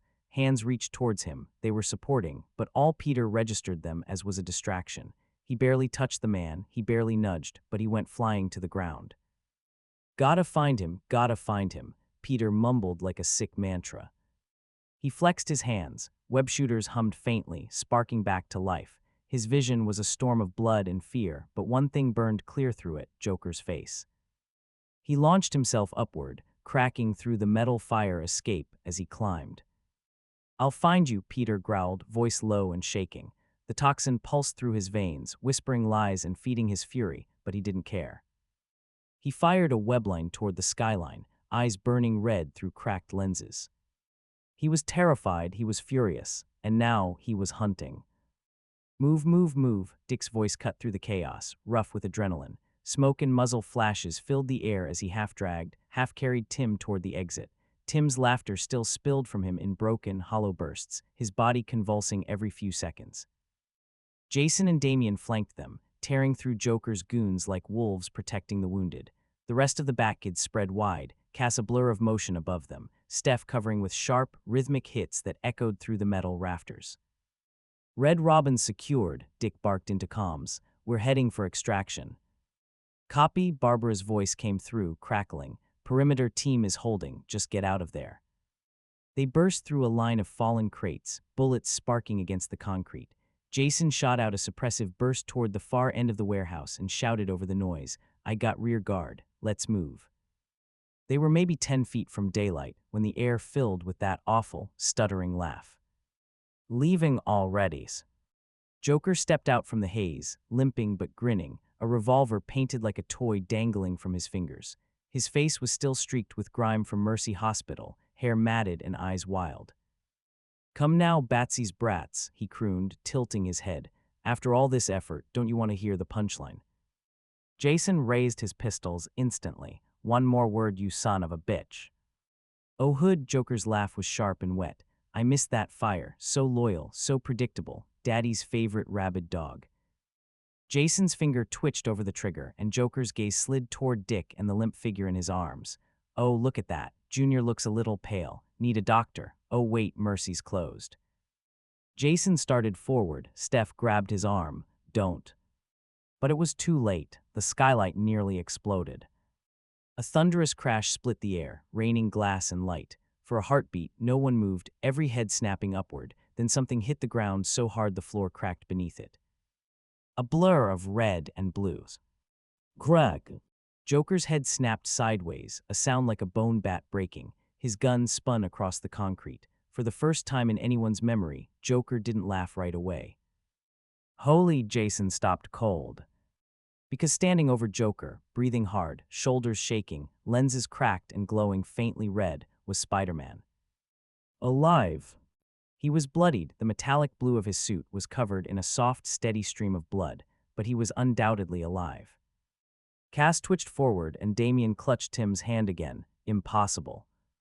But there he was, bleeding, trembling, alive, and furious. Joker tried to choke out a word, but Spider-Man grabbed him by the collar and slammed him into the floor. The sound was sickening. Joker coughed blood, and then Spider-Man hit him again. Your fault, he screamed as he drilled his fist into Joker's face. You think this is funny? His voice was ragged, cracking between sobs and rage. You think this was a joke? Each punch landed heavier than the last. The concrete splintered under them. Joker's jaw hung loose, one eye swelling shut, blood painting his teeth red. Spider-Man, Dick yelled, voice breaking, still half in disbelief, but he didn't stop. His hands trembled but didn't stop. He drove a knee into Joker's ribs, the crack audible even over the gunfire outside. Joker wheezed and, because he couldn't help himself, laughed. That laugh, Spider-Man's body jerked like he'd been electrocuted. He clutched Joker's face in his trembling hands as his voice dropped into a rasp. You don't get to laugh. Then, as if he was doing something simple like picking up a pen, Spider-Man tore his hands away from Joker's face. But as they left, they weren't empty. Painted skin clung to his gloved hands, and Steph turned away, instantly retching slightly at the sight. Joker's skin was torn clean off, just bone and muscle visible. Jason lowered his gun slowly, eyes wide behind the helmet, and that's when he saw it. The broken eye on Spider-Man's suit. It wasn't much, but it was enough for Jason to see his eyes. That, paired with the fact that whatever voice modulator Spider-Man's suit usually used was gone, was all he needed, and Jason's stomach twisted. Dick didn't seem to notice Jason's revelation. He moved past him, still dragging Tim, and the rest seemed to follow. But Jason stood there, gun lowered, unable to tear his eyes away from the sight before him. It was impossible, had to be, but the proof was right there. The same lilt, the same cadence, the same kid who fell asleep at the kitchen table 2 nights ago face down in his homework. The same one who kept forgetting to buy toothpaste and always offered to make coffee when Jason looked tired. Peter. Chapter 54, The Haze. Chapter text. Peter's world was red, the walls pulsed like veins, the air itself felt alive. His fists hit something soft, wet, breaking. You couldn't save him. The voice slithered through his skull, distorted, familiar Joker's words, but also someone else's. Tony, Ben, May, MJ, Ned. He couldn't tell anymore. He hit the thing again, a scream, laughter, it didn't matter which. The voice kept coming. You let Tim die, you let all of us die. Shut up, Peter muttered, breath shaking. His arms ached, his knuckles were slick. He didn't even realize it was blood until it started to cool against his gloves. He blinked and suddenly it was Joker lying there. It was Tim, eyes wide, glassy, blood pooling from a wound at his temple, his mouth curved upward in that same awful laugh. Peter stumbled back, gasping. No, no, you're alive, you're okay, Then in the blink of an eye Tim was gone and it was Aunt May. She was laying under him begging him to not be Spider-Man. Then Tony, then MJ, Ned. Stop, Peter's voice cracked. His fists came down again, harder. He could feel the bones turning into mush, giving beneath his punches, but the laughter wouldn't stop. He slammed something wet and round into the floor, once, then twice, until he lost count. The room spun. His heartbeat thundered in his ears. He didn't know what to do with himself, so he just kept going. He blindly let his body move, despite his spider sense screaming the whole time, and the high-pitched scream of danger only egged him on more. Each time his fist hit something, it just caved in around his fist, like a pencil poking a hole through paper. There was nothing holding him back. Jason always thought the day he saw the Joker die would be the best day of his life, but as he watched Peter bury his fist into a pile of flesh and blood, he only felt fear. Each punch landed like thunder. The sound wasn't just breaking bone, it was splitting the floor open. The cement cracked, spreading out like a spiderweb beneath Joker's mangled body. The rhythm of the hits was almost mechanical, constant, brutal, merciless. Jason wanted to move. He wanted to pull the kid back, yell, "That's enough, he's done." But his feet were welded to the floor. All he could do was watch. Joker's face, or what used to be his face, was a red smear, the skull dented, teeth scattered across the floor like broken glass. The laughing had stopped, but Peter didn't. And then Jason saw it, the twitch in the kid's shoulders, the ragged breath, the way he screamed when he swung, not rage, not victory, pain. That's when something cold slid down Jason's spine. He'd seen that before. He'd been that before. The fear toxin's haze was visible now, subtle trails curling off Peter's skin like heat from asphalt. His mask was torn across the mouth, showing the clenched jaw, the blood running down his chin. And when he screamed again, Jason's heart stopped. Peter, the word escaped before Jason could stop it, half whisper, half plea. The kid didn't look up. He didn't hear him. He just kept hitting. Jason's throat tightened, the guilt hitting like a freight train. Every time he'd aimed his gun at the wall crawler, every insult, every shot fired to keep him in line, it all came flooding back. He'd been shooting at him, his roommate, his brother, his family. Jesus Christ, he whispered, lowering his gun. His hands were trembling now. Kid, he wanted to go to him, pull him back, do something. But Peter wasn't hearing anything. His fists kept slamming down, splattering blood across the concrete. His shoulders heaved, his breathing ragged and animalistic. The glow from his lenses flickered unevenly, revealing glimpses of his eyes, glazed, burning red at the edges, unfocused. The boy was gone. What stood there was something twisted and hollowed out by the toxin. Peter, Jason whispered again, but the name was swallowed by the sound of another hit, harder, wetter. But then something changed. Peter's next punch hit nothing. His arm jerked mid-swing like the muscles had forgotten what to do. He blinked, trying to focus, but everything blurred together, blood, smoke, movement. His spider sense was screaming, shrill and fractured, like radio static in his skull. Peter, a voice called again, low, rough, terrified. He froze, the sound cut through the noise like a blade. Jason. The haze in Peter's mind flickered, stuttering between nightmare and reality. His heartbeat thundered, too fast, too uneven. He looked down. Joker was unrecognizable, just meat and blood, more red than anything else. Peter's stomach lurched. His hands were shaking. There was blood everywhere, on his gloves, his arms, his chest. His breath hitched, ragged, trembling. His hands clawed at his mask, as if tearing it off could make sense of what he was seeing. The toxin fought back, burning through his veins, whispering, he deserved it. He was going to hurt them. You saved them. But the real part of him, that quiet, stubborn instinct that had always tried to do right, was fighting, too. His body was purging the toxin. His healing factor was working overtime, forcing the venom out of his blood. His muscles spasmed, his vision flared white, and the toxin screamed as it began to burn away. Then came the pain. the kind that made him fold in half. He gasped, one hand clutching his side, and felt warmth spilling between his fingers. The bullet wound from earlier, the one he'd ignored through adrenaline and fury, had opened God knows how long ago and was bleeding freely. "Kid," Jason's boots hit the floor hard as he moved in.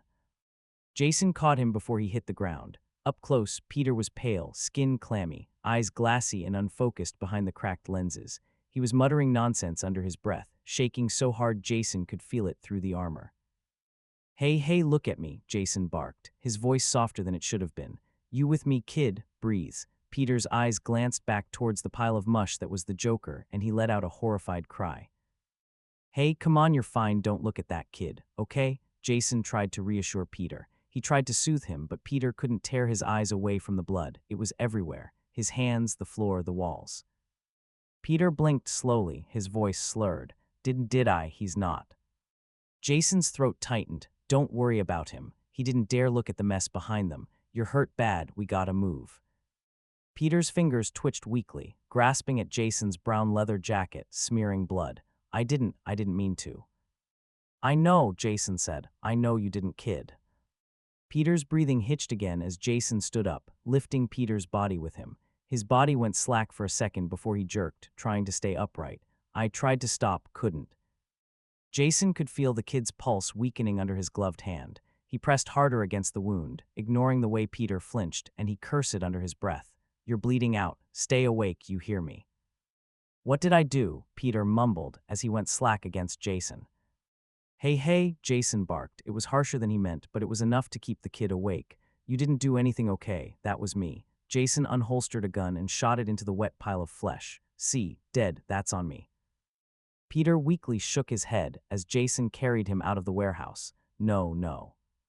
Chapter 55, Broken Masks. Chapter text.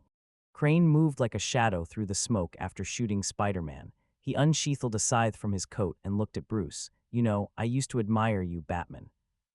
He didn't have the chance to finish the thought because before he knew it, Bruce was swinging on him. He dodged punches and took a few unavoidable hits as Bruce backed him against a wall. He groaned as Bruce landed a clean punch on his jaw. "You weren't like the rest. You understood fear. You respected it." Ignoring his words, Bruce countered with a backhand that shattered the rebreather on Crane's mask. The man stumbled, gasping, but kept talking through bloody teeth. "But you'd never kill him," Crane murmured, the burlap over his face splitting into a crooked grin. "You're too weak." He lunged forward, swinging his weapon, and Bruce swooped under the attack and kicked Crane square in his back, sending the man stumbling. Bruce's eyes narrowed, stance tightening as he circled him. "You think working with Joker makes you strong." Crane let out a low laugh, dry, rasping, but unmistakably amused. "Oh no, I didn't work with him, Batman. I used him. There's a difference." Crane whipped around, wildly swinging the scythe. "I needed a delivery system, a fool who'd spread my cure through Gotham without even knowing it. The clown was perfect for that, loud, messy, impossible to ignore. His chaos hides my method." Bruce's gauntlet cracked across his face. The hit sent Crane crashing into a stack of crates, the scythe clattering onto the floor. He kicked the weapon away and loomed darkly over the man in the burlap sack. Crane spat out a sick clump of blood. "You call him chaos incarnate. I call him a symptom, and symptoms can be treated." "So you engineered a hybrid toxin," Bruce growled under the cowl. "Fear and madness, what for?" Crane straightened, almost offended by the simplicity of the question. "To end him," he said flatly, "to end all of you." He stumbled back to his feet, gripping the crate for support. "Joker is beyond my art. I cannot study him, cannot understand him. He fears nothing, not pain, not death, not even me. That kind of mind ruins the science of fear itself, so I had to correct the flaw." He took a step closer, his tone softening into something that almost sounded like reverence. "But I couldn't do it myself. I knew he'd never fall to me. He needed someone stronger, someone haunted." "Spider-Man," Bruce finished the thought for him, remembering the man's soft stumble as he was shot with the toxin not 5 minutes ago. "You see, Batman," Crane purred, "I realized long ago that neither of us could kill the Joker. You're too righteous, I'm too methodical. But the Spider," he lifted the empty injector up and waved it slightly. "He's everything we're not, hopeful, compassionate, and once hope breaks, it doesn't heal." Bruce's mind was a mess. He wondered what was happening in that warehouse, if they got Tim out, how the toxin was affecting Spider-Man. but through the haze one thing pushed through, the image of Tim chained to that chair with white face paint smeared across his features. And that alone was enough to make Bruce end this. He reached out, grabbing Crane by the front of his face covering, and slammed his armored fist so hard into him that he collapsed. Gordon's men could pick him up, but right now he needed to get to his son. With perfect timing, Barbara's voice snapped through, static, sharp, and urgent. "Batman, this is Oracle. We've got Tim. Repeat, Red Robin's secured. He's en route to the cave. He's alive but in bad shape." Bruce let out a shaky breath he didn't realize he was holding in. Alive. The word hit him harder than any blow. His heart dropped and then kicked back into motion. He turned away from Crane's unconscious body in an instant and started for the exit, cape sweeping through the smoke. "Condition," he barked. "Venom and fear toxin exposure, possible hybrid strain. Steph's keeping pressure on the injection sites. He's barely lucid, but he's breathing." Bruce's jaw clenched. He moved faster, grapnel firing into the rafters, yanking him skyward. "Prep medical," he ordered. "Full decontamination protocol. I want antitoxin cycling before I touch down." "Copy that," Barbara said, her voice softened just for a beat. "Bruce, it's worse this time." That stopped him mid-swing. He didn't answer, just launched the next line, disappearing into the Gotham skyline. However, unbeknownst to him, not everyone was out of the warehouse yet. Unbeknownst to him, Jason was carrying a half-dead Spider-Man out of the warehouse with the same urgency Bruce was headed towards the cave. Before the Batmobile could come to a full stop, Bruce was vaulting out of the vehicle. His heavy boots clanged on the cave floors as he ran towards the med bay. He felt his throat tighten. Barbara said it was worse this time. "Where is he?" His voice cracked slightly as he rushed over. Alfred turned from the med bay, gloves already slick with antiseptic and Tim's blood. His face was composed, but his eyes, those betrayed him. Fear, pain, a sliver of helplessness Bruce had seen only a handful of times in his life. "Here, sir?" The words were steady but reverent. Bruce rushed over and then he saw him, Tim. He was on the operating table, strapped down for his own safety. White paint smeared across his cheeks like mockery, jaw locked mid-laugh, eyes unfocused, darting, terrified of things no one else could see, hands trembling, nails cracked bloody from fighting restraints. Bruce's body froze at the sight. He looked as if he had just been shot. "Tim," he muttered and ripped his cowl off. "Oh God, Tim." He rushed to the table he was tied down on, and Tim's body reacted immediately, convulsing, laughter choking into a painful, bubbling gasp, then breaking into shrill, hysterical giggles again. His body arched, tendons straining, the toxin ripping through him like wildfire. Alfred worked quickly, injecting the hybrid antitoxin into a line, adjusting monitors with clinical speed. His system is fighting, but the strain, Alfred didn't finish. He didn't need to. Bruce pet Tim's hair softly. "Get me a rag, Alfred. He needs this paint off." His eyes never left Tim's body. His laughter spiked wild, manic, but his eyes flicked toward Bruce, sharp with panic for a microsecond. Recognition struggling to break through the chemical insanity. "And then, move, get me a bed." It was Jason's voice as he thundered into the cave, throwing his leg off his bike and running towards the med bay holding a bloodied, unconscious Spider-Man. Dick instantly shot up and Cass prepped a cot for him, but Bruce was frozen for the second time this night. Spider-Man was alive, but he was alive and infected. Bruce placed himself in between Tim and the unconscious hero. He was gasping, twitching, fever-hot, and cold-sweating all at once. His skin crawled with toxin burn, muttering broken nonsense under his breath. Jason nearly collapsed as he lowered Spider-Man onto the secondary gurney. He wasn't, his voice cracked. Fury, fear, guilt all strangling the words. Alfred turned to the man in an instant. "Dear God," he muttered. There was a stream of blood coming down from his side, and then Damien approached Jason. "Is any of it yours?" he asked with the slightest hint of fear as he motioned to Jason's suit. His brown leather jacket was covered in a layer of red, his black armor smeared and cut up. No, none of it's mine," he panted, eyes wild. Then Spider-Man broke the silence. "Am sorry," he slurred. Blood bubbled on his lip. I didn't mean to." Tim screaming I couldn't. His voice cracked, his breath hitched violently, a sob tore out of him, and then another. His whole body spasmed in pain.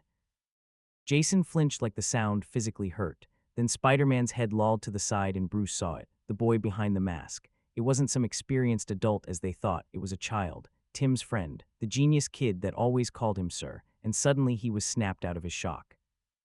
"Alfred, 2 stations, now," he barked as he looked at the 2 boys. Peter, he whispered, and from the corner of his eye he saw Steph yank herself out of the chair she was slumped in, IV still in her arm. Peter, what? What do you mean, Peter? Dick let go. No. How does your healing work, kiddo? He asked softly as blood dribbled down his jaw. No response. He tried again and again, but every time the best he got was a bloody, "I'm sorry." It was like slow motion as Jason saw Alfred hook Pete up into a million different machines. Not again, he thought. Not another kid. Not someone he was supposed to look out for. Alfred turned away from Pete and began monitoring Tim, and Jason leaned over the kid's bloodied body. You gotta stay awake, all right, kid. He gripped his hand and gave it a soft squeeze. I'll get you some cherry pie, all right, Pete. Come on, just stay awake. Peter shook his head and twitched to his side. Jason glanced down and saw that the bandages were blood-soaked already. Alfred, we need more bandages. Master Jason, Alfred had a soft tone in his voice, the kind Jason hated, if he's losing blood this fast. No, Jason barked. Then his eyes softened in fear. Please, Alfie. Alfred folded immediately, rushing over to a cabinet and pulling out another heavy roll of gauze. You know what to do. He nodded as he handed it to Jason. He took it eagerly and changed Pete's dressing, applying heavy pressure. He noticed how part of the wound was already trying to close, and he allowed himself a sliver of hope. How can I help? A small voice asked, tugging softly at Jason's jacket. Damien. When he looked over his shoulder at the young boy, he had a clenched jaw and a 1,000-yard stare. This is my fault. I must do something to help. Not your fault, Damie, he grumbled as he used a cloth to wipe Peter's forehead. Damien's eyes flickered, wet, furious, terrified. He swallowed hard, chin trembling. He trusted me. Red Robin trusted me, if I hadn't. You didn't do this, Jason growled, jaw so tight it ached. Crane did. Joker did. You hear me? Them, not you. Damien's breath shook. Small shoulders shaking like the weight of Gotham had finally sunk its claws into him. For once he didn't argue. He just looked small. Jason hated it, hated seeing him like that. He much would have preferred for the kid to criticize his fighting technique. He'd prefer anything to right now. You want to help, Jason grumbled softly, and Damien nodded and straightened his back. Get me some more rags and something to cut his suit open. Damien didn't waste a second and ran around the room gathering supplies. He returned a few seconds later with his arms full, and politely dumped the supplies onto the tray beside him, breath shaky but movements sharp, desperate to be useful, desperate to fix something. Jason didn't look at him again. He couldn't. If he did, he'd see too much of himself in the kid right now, helpless, terrified you killed the people you swore to protect. He set the cloth aside, grabbed the trauma shears, and began cutting Peter's suit open. The strange metal suit was difficult to puncture, but eventually it gave way. Blood soaked through, instantly hot, slick, too much. Dick called out, moving towards Peter's gurney. He was pale-faced and had his ribs wrapped. He was still shaking, still bleeding, as he braced a hand on the table, staring down at Peter like he was staring at a ghost. IV line here. Pressure bag, he's bleeding out. Duke rushed over, already tearing open sterile packs. His hands shook, but not from hesitation, but speed, fear. Cass slid in silently on Tim's side, checking pupils, pulse, restraints. She touched Tim's face with a gentleness Jason didn't know rage-born fighters like them could have. Steph sat slumped in a med chair from sheer exhaustion, arm still taped with her IV line. But the second she heard Peter hiss in pain, she ripped the tape out with a wince and stumbled toward them. I'm here, I can. Jason caught her by the elbow before she collapsed. Sit down, Blondie, we got it. Her eyes glassed over. Don't call me Blondie right now, she choked. You're Spider-Man, Dick whispered hoarsely. Jason's hands froze for a second because hearing it out loud made something inside him break and bleed. But he forced his fingers to move again, pressing bandages to the wound as blood pulsed hot through his gloves. Focus, stop the bleeding, keep him breathing. Bruce hovered between the two tables, mask off, jaw locked so hard Jason thought he might crack a molar. He kept glancing between them, from Tim seizing and laughing on one table to Peter bleeding out on the other, like he was trying to decide which son to save first. Alfred didn't hesitate. He moved like a man possessed between them, IVs, anti-venom monitors, calm only in voice. Young Master Damien, respirator. Miss Cassandra, hold his jaw steady. Master Duke, saline wide open, 100% oxygen. The team listened. They moved like a single organism, chaos on the edge of falling apart but held together by sheer stubborn will.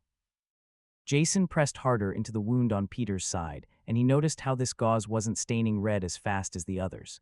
Stay with us, kid, he murmured, voice low but shaking. You don't get to tap out now. Tim's laughter spiked, strangled, cracked, wrong. Duke looked away, shoulders shaking once. Steph clamped her hands over her ears for a second like she physically couldn't bear the sound. The two boys were nearly stable after hours of work, bloodshot eyes monitoring their every breath, shaky hands replacing bandages, wet clothes being draped over their foreheads. Master Bruce, Alfred's tired voice broke through the silence of beeping monitors. Perhaps you should. No. Alfred's tired eyes looked at Bruce and knew this was an argument he wouldn't win. The cowl was hanging against his cape, and he was leaned forward in a chair at the side of Tim's gurney. His eyes stayed glued to the boy, flinching whenever he laughed, and every other minute he'd glance at Peter's monitors. Dick pulled up a chair and sat next to Bruce. This isn't the first time, he stated, and although he wasn't looking at Bruce, he knew the man tensed. The rest of the family had moved away from the medbay, changing out of uniforms and receiving their own medical aid. Except for Steph, she was asleep on a chair in between Peter and Tim. When Dick breathed, his voice breaking on the last letter. Before he became Red Robin, Bruce whispered, I fired him after it happened. Dick nodded solemnly beside him, but he didn't give it up. He was almost smiling. The kid never knows when to stop. There was a sad kindness to his words. Chapter 56, Ragged Breaths. Chapter text. The cave had never been this quiet. It hummed, breathed, lived through servers, engines, waterfalls dripping against stone. Tonight it felt suffocating, too still, like even the walls were holding their breath. Everyone was waiting, praying Tim and Peter pulled through. Tim's laughter was gone at last, but the silence he left behind was worse. Now he didn't do anything but lay there, eyes open, but not a sound made. The monitors on either side of the medbay blinked in soft rhythms, Tim on one table, Peter on the other. One boy shaking through toxin withdrawal, the other bleeding through bandages that refused to stay clean. 2 children, 2 soldiers. Bruce sat between them, elbows on his knees, hands pressed together in front of his mouth like he was praying.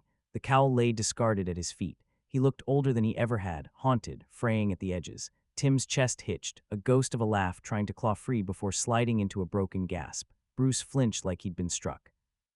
Easy, Tim, he murmured, his voice cracked. You're safe. Tim couldn't respond, not in any real way. His eyes fluttered beneath bruised lids, flickering like he was still trapped somewhere between hallucination and reality. The antitoxin battled every second inside him, sweat dripping down the sides of his throat, his fingers twitching against the restraints. On the other table, Peter groaned in his sleep. Jason jerked upright immediately. He hadn't moved from Peter's bedside in hours. His gloves were stained red at the fingertips, the dried blood cracking with every adjustment he made to the kids' blankets. He'd ripped off his helmet long ago, hair a mess, face pale under dried sweat and grime. Hey, Pete, he whispered, leaning over him. Don't do that, don't move, you're fine, you're okay. Peter didn't wake. His breathing stuttered, hitching sharply around whatever nightmare he was trapped in. Jason swallowed hard. His chest tightened so painfully he thought something might crack. He'd carried this kid out of hell, and now he had to watch him fight another one. Damien stood just behind Jason, arms crossed tight over his chest. He'd changed out of his ruined suit, but he still looked small, barefoot on the cold floor, eyes rimmed red. He watched Tim and Peter like if he blinked, one of them would vanish. He didn't look at Jason when he spoke. If Red Robin had not, his voice failed. He clenched his jaw. If I had been faster, if I had followed orders and waited. Jason didn't let him finish. Damie, he said, not unkindly, none of this is on you. Damien didn't believe that. Jason knew it. Bruce knew it. Hell, the whole cave knew it. But Jason kept saying it anyway, because the kid needed something, anything to hold on to. Duke sat farther back, elbows on his knees, head in his hands. His eyes glowed faintly from exhaustion, power flickering under stress. Cass rested beside him against the wall, fingers tapping lightly, every tap syncing with a monitor beep, grounding herself in the rhythm of the two boys' breathing. Steph had refused to leave at all. She slept curled sideways in a chair between Peter and Tim, IV drip still in her arm, head lolling against her shoulder. Every so often, she twitched, mumbling a name. Dick, freshly bandaged, ribs taped, eyes swollen red, sat beside Bruce, close, without touching him but close enough that their shoulders nearly brushed. The silence between them wasn't strained. It was grief shared, heavy enough to crush mountains. He stared at Tim, then at Peter. Then Tim gasped suddenly, the kind of sound that instinctively made every bat in the room stand on edge. His back arched, muscles tight, teeth bared in a silent scream. Cass was there first, steady hands on his shoulders. Duke reached to stabilize the IV line. Bruce leaned in, voice low and gentle in a way the city would never hear. It's okay, it's passing, I'm here. Tim's mouth opened. A sound came out that wasn't laughter, but wasn't anything human either, broken, torn from the inside. It faded slowly, his body going slack again. Bruce's fingers trembled as he brushed sweat-soaked hair from Tim's face. Jason looked from Tim to Peter and felt something twist inside him. Fear, guilt, helplessness, all the things he'd spent years burying behind anger. He looked at Peter, this scrawny kid who ate his cereal and borrowed his hoodies, who patched holes in the kitchen wall after Jason punched it, who called him Mr. Todd just to tease him. And now he was strapped to a table, pale, shaking, dying slow. Jason pressed his palm to Peter's forehead again, and across the medbay, Bruce closed his eyes. For the first time in years, his shoulders shook. Once, twice, silent, controlled, but Dick saw. He placed a hand on Bruce's back, not strong, not weak, just there. "We'll get them through this," Dick said quietly. "Both of them." Bruce didn't answer at first. He opened his eyes and stared at his boys, both broken in different ways, both hurting because of him, because he couldn't save them fast enough. The night outside Gotham was pitch black, but in the medbay, despite the poison, despite the blood, despite the pain, neither Tim nor Peter were laughing anymore. And for tonight, that was enough. After nearly 10 hours of administering constant antivenom, monitoring and praying, Tim sucked in a breath like he had been drowning for years. He took in ragged breaths, his eyes wide, and his heart rate spiking. Cass stood up from across the room, and every head snapped to Tim. Bruce gently took Tim's shoulders. "Tim, hey Tim, look at me son," he begged. Tim's eyes were everywhere, darting around the room like he expected the walls to morph into nightmares again. Then they landed on Bruce, and he let out a shaky exhale. His pupils were blown wide, his chest heaved violently as if he couldn't decide whether to cry or scream. His voice cracked. His hand twitched toward Bruce's arm as if holding him was a grounding action. Yeah, it's okay," Bruce reassured as he placed his hand over Tim's. You're supposed to be dead." Tim's brows furrowed and he took shaky breaths. "You joker," he licked his chapped lips. "I saw you." Tim squeezed his eyes shut. "No, hey, listen to me." Bruce cupped his face and Dick had a hand on Tim's shoulder. "I didn't die. You're safe. You're in the cave." No matter what Bruce said, though, Tim still had that haunted look in his eyes. "What did you see?" Duke spoke up. Tim's eyes snapped to the sudden voice and he started to believe maybe it was true. Maybe this wasn't a hallucination. Because why would his mind conjure the image of Duke exhausted, knuckles crusted, resting his hand on the edge of his cot as if he was scared to break Tim? I was in the chair," Tim swallowed, "and you came, but..." Steph had sprung out of her chair the second Tim woke up, and she was squeezed between Bruce and Cass, her blonde hair falling in front of her face. Tim saw her tear-stained face and continued, "Joker, he shot you, right in the throat." Tim looked at his hands. Every now and then the blood reappeared. He could still see Bruce dead on the floor. He could still hear Jason and Dick as they screamed. "You all thought I did it, that I killed Bruce," he whispered and clenched his fists. Cass placed her hand over Tim's clenched one and he glanced at her. "I wouldn't do that, he said, terrified as he looked at Bruce. "Toxin or not, I could never." He pulled Tim into his chest and Tim froze for a second, stiff, unsure if this was real or just another cruel projection the toxin was feeding him. But Bruce's arms were solid. His heartbeat was steady. His breath was real. Slowly, Tim cracked, sagging into the embrace. He clung to Bruce like a drowning man to a lifeline, burying his face in the Kevlar and squeezing his eyes shut until the hallucinations cleared from the edges of his vision. When he finally pulled back, breath shaky, he turned his head just slightly and second gurney. Torn red and blue fabric, blood-soaked bandages, an IV line dripping into a trembling arm. Tim squinted through the blur, mind scrambling to make sense of the shape on the table. "Spider-Man," he rasped, confusion and disbelief curling the words. Then he saw the chestnut hair, the curve of the nose, the mouth he'd seen laugh at his stupid jokes, the jaw he'd seen clenched over calculus homework and cheap instant noodles. Tim's breath hitched, his heart stopped. "Peter," a whisper at first, fragile, breaking. His eyes blew wide as the realization slammed into him, and his entire body jerked forward. "Peter." He tried to push himself off the cot, hands scrambling for purchase, throat shredded from toxin but still forcing sound out. "Peter." Dick caught him mid-lunge, hands firm but gentle as he pulled Tim back to the gurney. "Tim, hey, easy. You're still coming off the toxin." No, you don't know." Tim shook his head violently, eyes burning. That's not." His breath broke into a painful stutter. "What the hell is he doing here?" He turned his gaze to Steph, desperate, pleading, terrified. "Why is Pete here?" he demanded, voice cracking, disbelief twisted into raw panic. "Steph, why is Peter here?"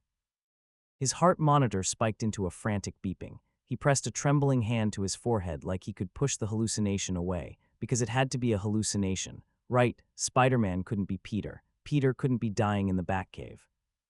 Steph pressed a gentle hand to his leg and her lip trembled. He's gonna be okay. Steph forced a hopeful smile, but Tim just pressed his hand harder into his eyes until his vision blurred. No, he groaned. This had to be another hallucination. No way Peter was, he couldn't even finish the thought. He saved your life. Jason's voice cut through the room like a blade. The tremor in Tim's hand stilled. His breathing hitched. Slowly, like he was afraid moving too fast would shatter him, Tim lifted his head and looked at Jason. Jason stood a few feet away, gloves still stained red, shoulders tight, jaw clenched so hard it shook. He looked furious, not at Tim, not even at the situation, just furious at the truth. He saved you, Jason repeated, voice lower, rougher. Saved all of us, over and over tonight. Tim blinked hard, tears spilling over despite his effort to force them back. He shouldn't have been there, Tim whispered. He shouldn't have been anywhere near the Joker. Jason's jaw clenched, eyes sharp and burning. Yeah, well, join the club. None of us should have been anywhere near that son of a bitch. Tim flinched at his tone, and Jason's expression softened instantly, regret flickering across his face, and when he spoke again, his voice cracked. He went back for you, a breath. Even when the building fell on him, even when we all thought he was dead, even when he was bleeding out, when that toxin was tearing his mind apart, Tim's lip trembled as he glanced at Pete. Jason swallowed hard and looked at the unconscious kid on the table like the sight physically hurt him. He crawled out of a goddamn collapsed hospital because he wanted to save you, Jason rasped. And then he fought his way across the Narrows just to get to you. Tim's whole body shook. No, he whispered, voice splintering. No, he wouldn't, he had no reason. This time Steph let out a choked laugh. You don't mean that. She smiled sadly. Pete's our friend. He's kinda taking my spot as your best friend, she teased.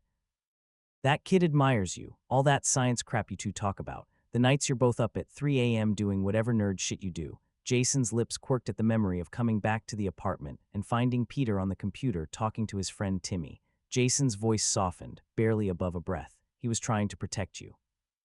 Tim turned back toward Peter's limp form, vision blurring again, not from hallucination but from grief.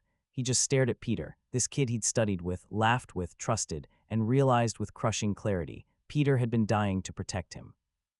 Is he gonna make it? He asked in a voice so small it made Bruce wince. He's strong, Bruce glanced at Alfred and swallowed, but I can't make any promises. Chapter 57, Afflictions of the Righteous. Chapter text. He couldn't move. He wasn't sure if he had a body anymore, just pain, hot and cold, burning and freezing. It pulsed through him like electricity in broken wires. Every breath scraped like glass down his throat. Every heartbeat felt wrong, too heavy, too slow. Sounds swam around him, muffled and watery, like he was underwater or dying. Then a voice curled out of the darkness. Peter, his heart lurched. Aunt May. He tried to turn toward her, tried to breathe her name, but his mouth wouldn't open. His arms wouldn't move. He was pinned not by rubble, not by steel, but by his own body. You weren't there, her voice cracked, soft and disappointed in a way that tore him apart. No, that wasn't right. He was there. He held her hand. He felt the heat from her blood. He heard her heart stop. But the toxin twisted the memory, and he saw her standing in front of him, alive, unhurt, looking at him like he was a stranger. Peter, how could you let this happen? He tried to shake his head, scream, anything, but all that came out was a weak exhale, a trembling twitch of a finger. Not real, he tried to think. She's gone, she's gone, she's gone, but the toxin didn't care about the truth. Another voice stepped in like a shadow behind her. Smooth, sickening, familiar, kid. His stomach dropped. Beck stepped out of the fog, smiling that soft, patronizing smile he used right before ripping Peter's world apart. Did you really think anyone was better off because of you? Peter's lungs seized. Panic shot through him. No, he beat Beck. He wasn't playing this game again. But there he was, walking closer, boots echoing in the empty dark. Every step pounded like a hammer on Peter's skull. You ruined your own life, Beck taunted, and now look at them. More figures formed behind him, silhouettes Peter recognized instantly. Ned, MJ, both looked at him like they didn't know him, like the memory loss wasn't magic, Ike, it was his fault. We trusted you, dude, Ned murmured, eyes full of hurt. And you left us, MJ added, voice cold as winter. Peter squeezed his eyes shut, or thought he did. He couldn't tell if anything actually moved. Not real, not real. They're alive. They're safe. They don't remember me because I chose that, because they deserved better. The toxin hissed back at him, cruel. Safe, because of you, or in spite of you. His breath trembled, his head pounded, his chest hurt. He wanted to sink into the dark, it would be easier, but another voice broke the spiral. Hey, kid, Peter's heart stopped.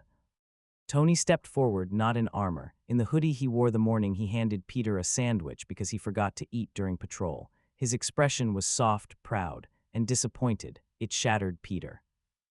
I gave you the suit so you could help people. Peter's throat clenched, a silent sob caught in his chest. Not fall apart the second things get hard. Tony looked at him in a way that made Peter feel like a kid again. You friend Tim, he shook his head. He died because you were too slow to get out of a building. Tony scoffed and pointed a finger at him as he got closer.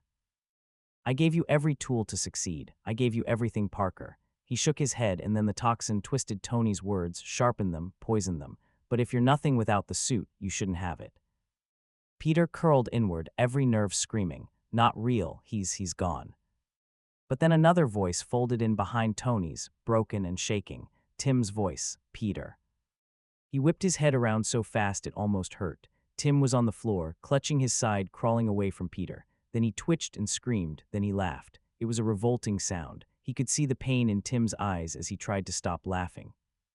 Peter felt the fear tear through him like fire. He couldn't let Tim die. Hold on, Tim, Peter rasped as he pushed to move, but nothing happened and Tim's body convulsed, foaming at the mouth. Hey, Tim, Peter felt like he was trapped in a glass box watching Tim die right in front of him. He banged on the invisible wall, Tim, then his friend stopped convulsing. He stopped moving, the white foam trickled down his jaw and his body went slack. Peter clenched his jaw at the sight and slid down to the floor. This isn't real, they're safe. They're not here. Wake up, wake you pee. The hallucinations screamed, the toxin clawed at him harder, but Peter pushed anyway, dragging himself toward consciousness with stubborn, shaking defiance. And for the first time since the toxin hit him, his fingers twitched, his eyes flickered, the darkness faltered, because Peter Parker, broken, poisoned, half-dead, was still Spider-Man. And Spider-Man never stops getting up. Jason sat next to Peter's gurney for hours, his hands clasped together, and when it was finally private enough, when Tim had been moved to his room in the manor, and Damien was asleep in the chair next to him, he sighed. Please God, he whispered, I know it's been a while since I've reached out, but Jason swallowed and looked at Peter. He's a good kid, you know that. Please, Jesus, I don't even remember how to do this. He squeezed his eyes shut. Jason let out a shaky breath. The Lord is close to the brokenhearted. His voice cracked. He looked at Peter again, pale, bandaged, covered in wires, and saves those who are crushed in spirit. Jason's breath shook so violently he had to press his clasped hands against his mouth to steady himself. Yeah, he whispered, choking around the ache in his chest. He's crushed all right. That kid's got more weight on his shoulders than any of us. He bent forward, elbows on his knees, knuckles pressed to his forehead. Many are the afflictions of the righteous, he whispered, almost angry at how true it sounded. No kidding, a soft, shaking breath, but the Lord delivers him out of them all. He finally lifted his head. His eyes were wet but fierce. So do that, deliver him, Jason begged quietly. Take my luck, take my chance, take whatever you want, just don't take him. The monitors hummed softly. Peter didn't move. Jason looked up at Peter and his lip quivered. You hear me? His voice fell to a hoarse, trembling whisper. Not him, not this one. He's just a kid. He deserves something good for once. Silence settled again, heavy but sacred. Jason bowed his head and squeezed his eyes shut violently. Amen. Sometime later, Dick wandered back into the room to check on Peter's vitals. Jason sniffled and wiped his eyes fast. No change, he clarified coldly. Dick looked him up and down and then nodded. You should eat something you know. The corner of Jason's lip quivered as he shook his head. I'll eat when he wakes up, promised him cherry pie. Dick didn't push after that. He just pulled up a chair and sat on the other side of Jason. The two brothers sat in silence for minutes. Jason had nothing to say, and Dick was too scared to say anything. Finally, he spoke up. Want me to tell Alfred to start on the pie then? It'll be better fresh, Dick suggested. He didn't comfort Jason in the way he comforted others. Dick was a hugger, but no matter how much wanted to pull his little brother against his chest and squeeze him tight, he knew that's not what Jason needed. Jason nodded. Yeah, he cleared his throat. Make sure he does a lattice crust. Jason smiled a bit. Kid claims anything else isn't a proper pie crust. Dick nodded and patted Jason's shoulder. Lattice crust, got it. Chapter 58, In Time for Pie. Notes. See the end of the chapter for notes. Chapter text. Tim had hobbled down to the cave despite Bruce's orders a couple hours later. "How's he doing?" he asked with a rasped voice. Jason's head slowly rose to look at him, but this time Damien answered. "Better, his bleeding has completely stopped and the wounds are almost completely closed." Damien didn't meet Tim's eyes, which was something Tim noticed immediately. He just needs to flush the toxin out. However, it is difficult to know how his enhanced systems work. Tim tilted his head to the side and scanned Damien. The kid had red eyes and had changed into a hoodie too that Tim recognized as his own. "You went through my closet," Tim teased as he got closer. "It was the closest thing I could find," Damien muttered, but his lip quivered. Tim limped over faster and glanced at Jason confused. "Whoa there, Damie." He put a hand on his shoulder and tilted his head down. "Peter will be okay." Tim was terrified for his friend, horrified even, but he'd never seen Damien so distraught. His brother didn't get like this. He didn't break, he fumed, he argued, he threatened homicide, but he never went quiet, didn't fold inward like this. Tim stared at him for a long second before realizing Damien wasn't looking at Peter. He wasn't even glancing at Peter. His eyes were locked on the faint white paint still clinging to Tim's hairline, on the puncture marks along his arms, on the bruises around his wrists where chains had dug into him, the marks Joker put there. "Oh," Tim breathed, something soft and broken inside him shifting into place. His voice softened. "Damie, this isn't about Peter, is it?" Damien's shoulders shook once before he jerked away, crossing his arms tightly over his chest. "I failed." Tim's heart cracked, and he glanced at Jason before he dropped heavily onto the stool beside him, ignoring the pain that shot up his legs. "Damien, look at me." No, the word was low, humiliated. "If I had been faster, if I had anticipated Joker's escape route, if I had stayed with Cassandra instead of chasing that group in the East Hall, Red Robin, you would not have been taken." "Damie," Tim whispered, "it wasn't your fault." "Yes, it was," Damien snapped, but his voice broke in the middle. "Father trusted me with the perimeter, you trusted me, and Joker still," his breath fractured, "he still got to you." Tim's throat burned. Damian Wayne never cried, not in front of people, not where anyone could weaponize it, but his eyes were glassy now. He was holding the tears back with every bit of warrior discipline he had. Jason exhaled slowly, like he'd been holding his breath the whole time, watching the scene with a clenched jaw but soft eyes. Tim barely noticed. His focus was on the trembling kid in front of him.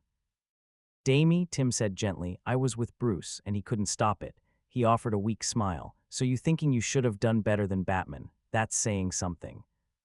Damien's breath hitched again. "And hey," Tim nudged him with his elbow, "you're wearing my hoodie. Clearly you're traumatized."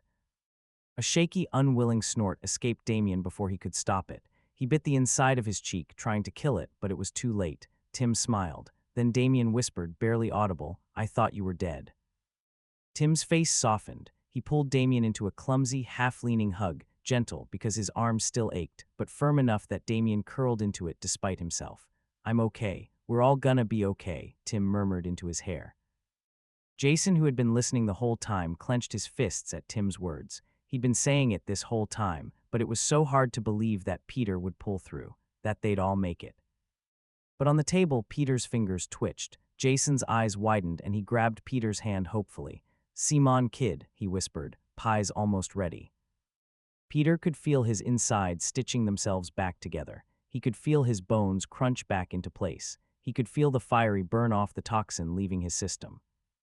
But he couldn't focus on that. Right now he needed to focus on the warmth on his hand, the sound of breathing that wasn't his own, the smell of antiseptic. Moving his fingers felt like lifting a ton, but he's lifted much more than that before. So he kept pushing. He felt someone run a hand through his hair, squeeze his hand, rest a hand on his shoulder, pull a blanket higher over him, and he tried to focus on those feelings. He tried to focus on the sound of whispering, of heartbeats. Every minute that passed, he heard more come in.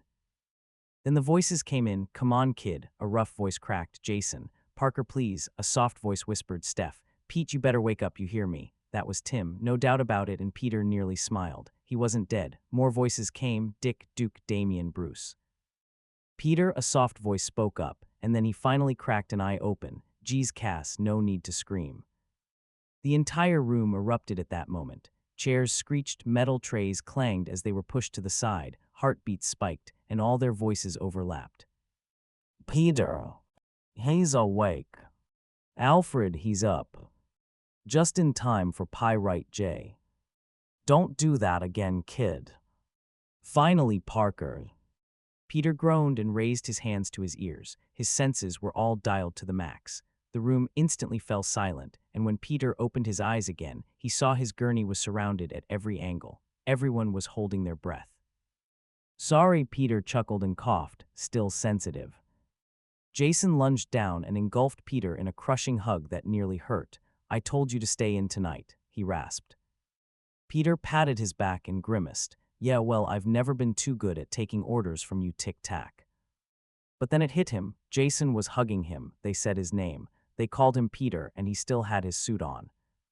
Fear coursed through him. No, no, no. Peter shoved Jason away and felt his face for his mask. He ignored the pain in his body and launched himself out of bed.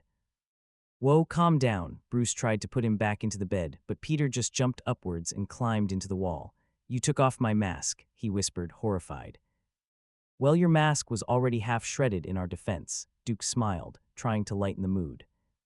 You don't understand. Peter held his side and crawled towards the cave exit as fast as possible. He couldn't do this again. He wasn't even at full strength. They're gonna come for me now, he said to himself, terrified. Who's coming for you, kid? Jason was following him as he crawled on the wall. The others all exchanged confused looks. All Jason wanted to do was lock him in their apartment and make sure he got healthy again. Peter slid down the wall and tried to run for the exit, but he didn't have the strength, and Jason caught up easily, the rest of the family behind him. Pete, who is coming for you? He held onto Peter tightly, and worry riddled his face. I don't know, Peter gasped. Strange said it was everyone in the multiverse who knew my identity, everyone who knows I'm Spider-Man. He was pulling at his hair. Multiverse, Tim repeated, confused. God, this is why I had to leave last time, Peter rasped. And Strange isn't here to cast another spell. Spell? What are you talking about? Dick asked as he shook his head. Peter scanned their faces and felt sick. He was gonna be the reason this world would collapse, all because he couldn't keep his identity secret. If anyone finds out I'm Spider-Man, he didn't know how to explain. They come for me. That's what happened last time. That's how I ended up here. Everything hurts. All Peter wanted to do was be safe, be warm. I've known, Cass whispered as she stepped close to him and tilted her head.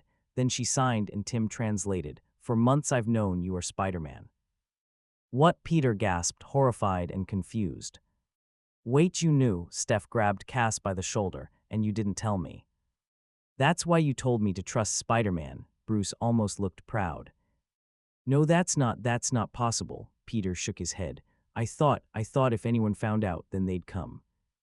Cass just shrugged and smiled at Peter. Then I'm safe, Peter asked more to himself than to anyone in particular. They can't reach me. He smiled and felt tears well in his eyes. He looked at Jason with bright, hopeful eyes and his lip quivered. They can't reach me. Jason tugged him into a hug and squeezed him. Peter wrapped his arms around Jason and hugged him back just as tightly. Yeah, and even if they did, they can't get you, kid. I'm not gonna let that happen, okay? Eventually, the two pulled apart and Peter looked at Bruce. I'd still recommend you check. Bruce looked at him with a hint of confusion. For multiversal anomalies. Last time I had to leave my home because they were coming for me. Just whoever on this planet is in charge of magic and stuff. I suggest you have them check for rifts or anything. I just want to be sure. Bruce nodded and patted his shoulder. Of course, as long as you get back in that bed and rest up. Peter nodded shakily. Yeah, okay, that's a good deal. Once he was back in the gurney and had an IV drip back in, Peter glanced at the group again. I think I heard something about a pie, he joked, and Jason laughed. Yeah, he nodded. Alfie finished it a couple minutes ago. I'll go grab you a slice, kid. Jason ruffled Peter's hair as he got up. Cherry, Peter tilted his head as he asked. With a lattice crust, Jason smiled. As Jason went to get him pie, Peter couldn't help the beautiful hope that washed over him. Maybe he could survive this, because if there ever was a next time, he would wake up to this. A room full of worried faces and caring eyes. He still wasn't entirely sure what was real and what was that horrible toxin, but he knew one thing for sure. He wasn't alone, and that was enough. For the first time in a long time, that was enough. Thanks for watching. Like, comment, and subscribe.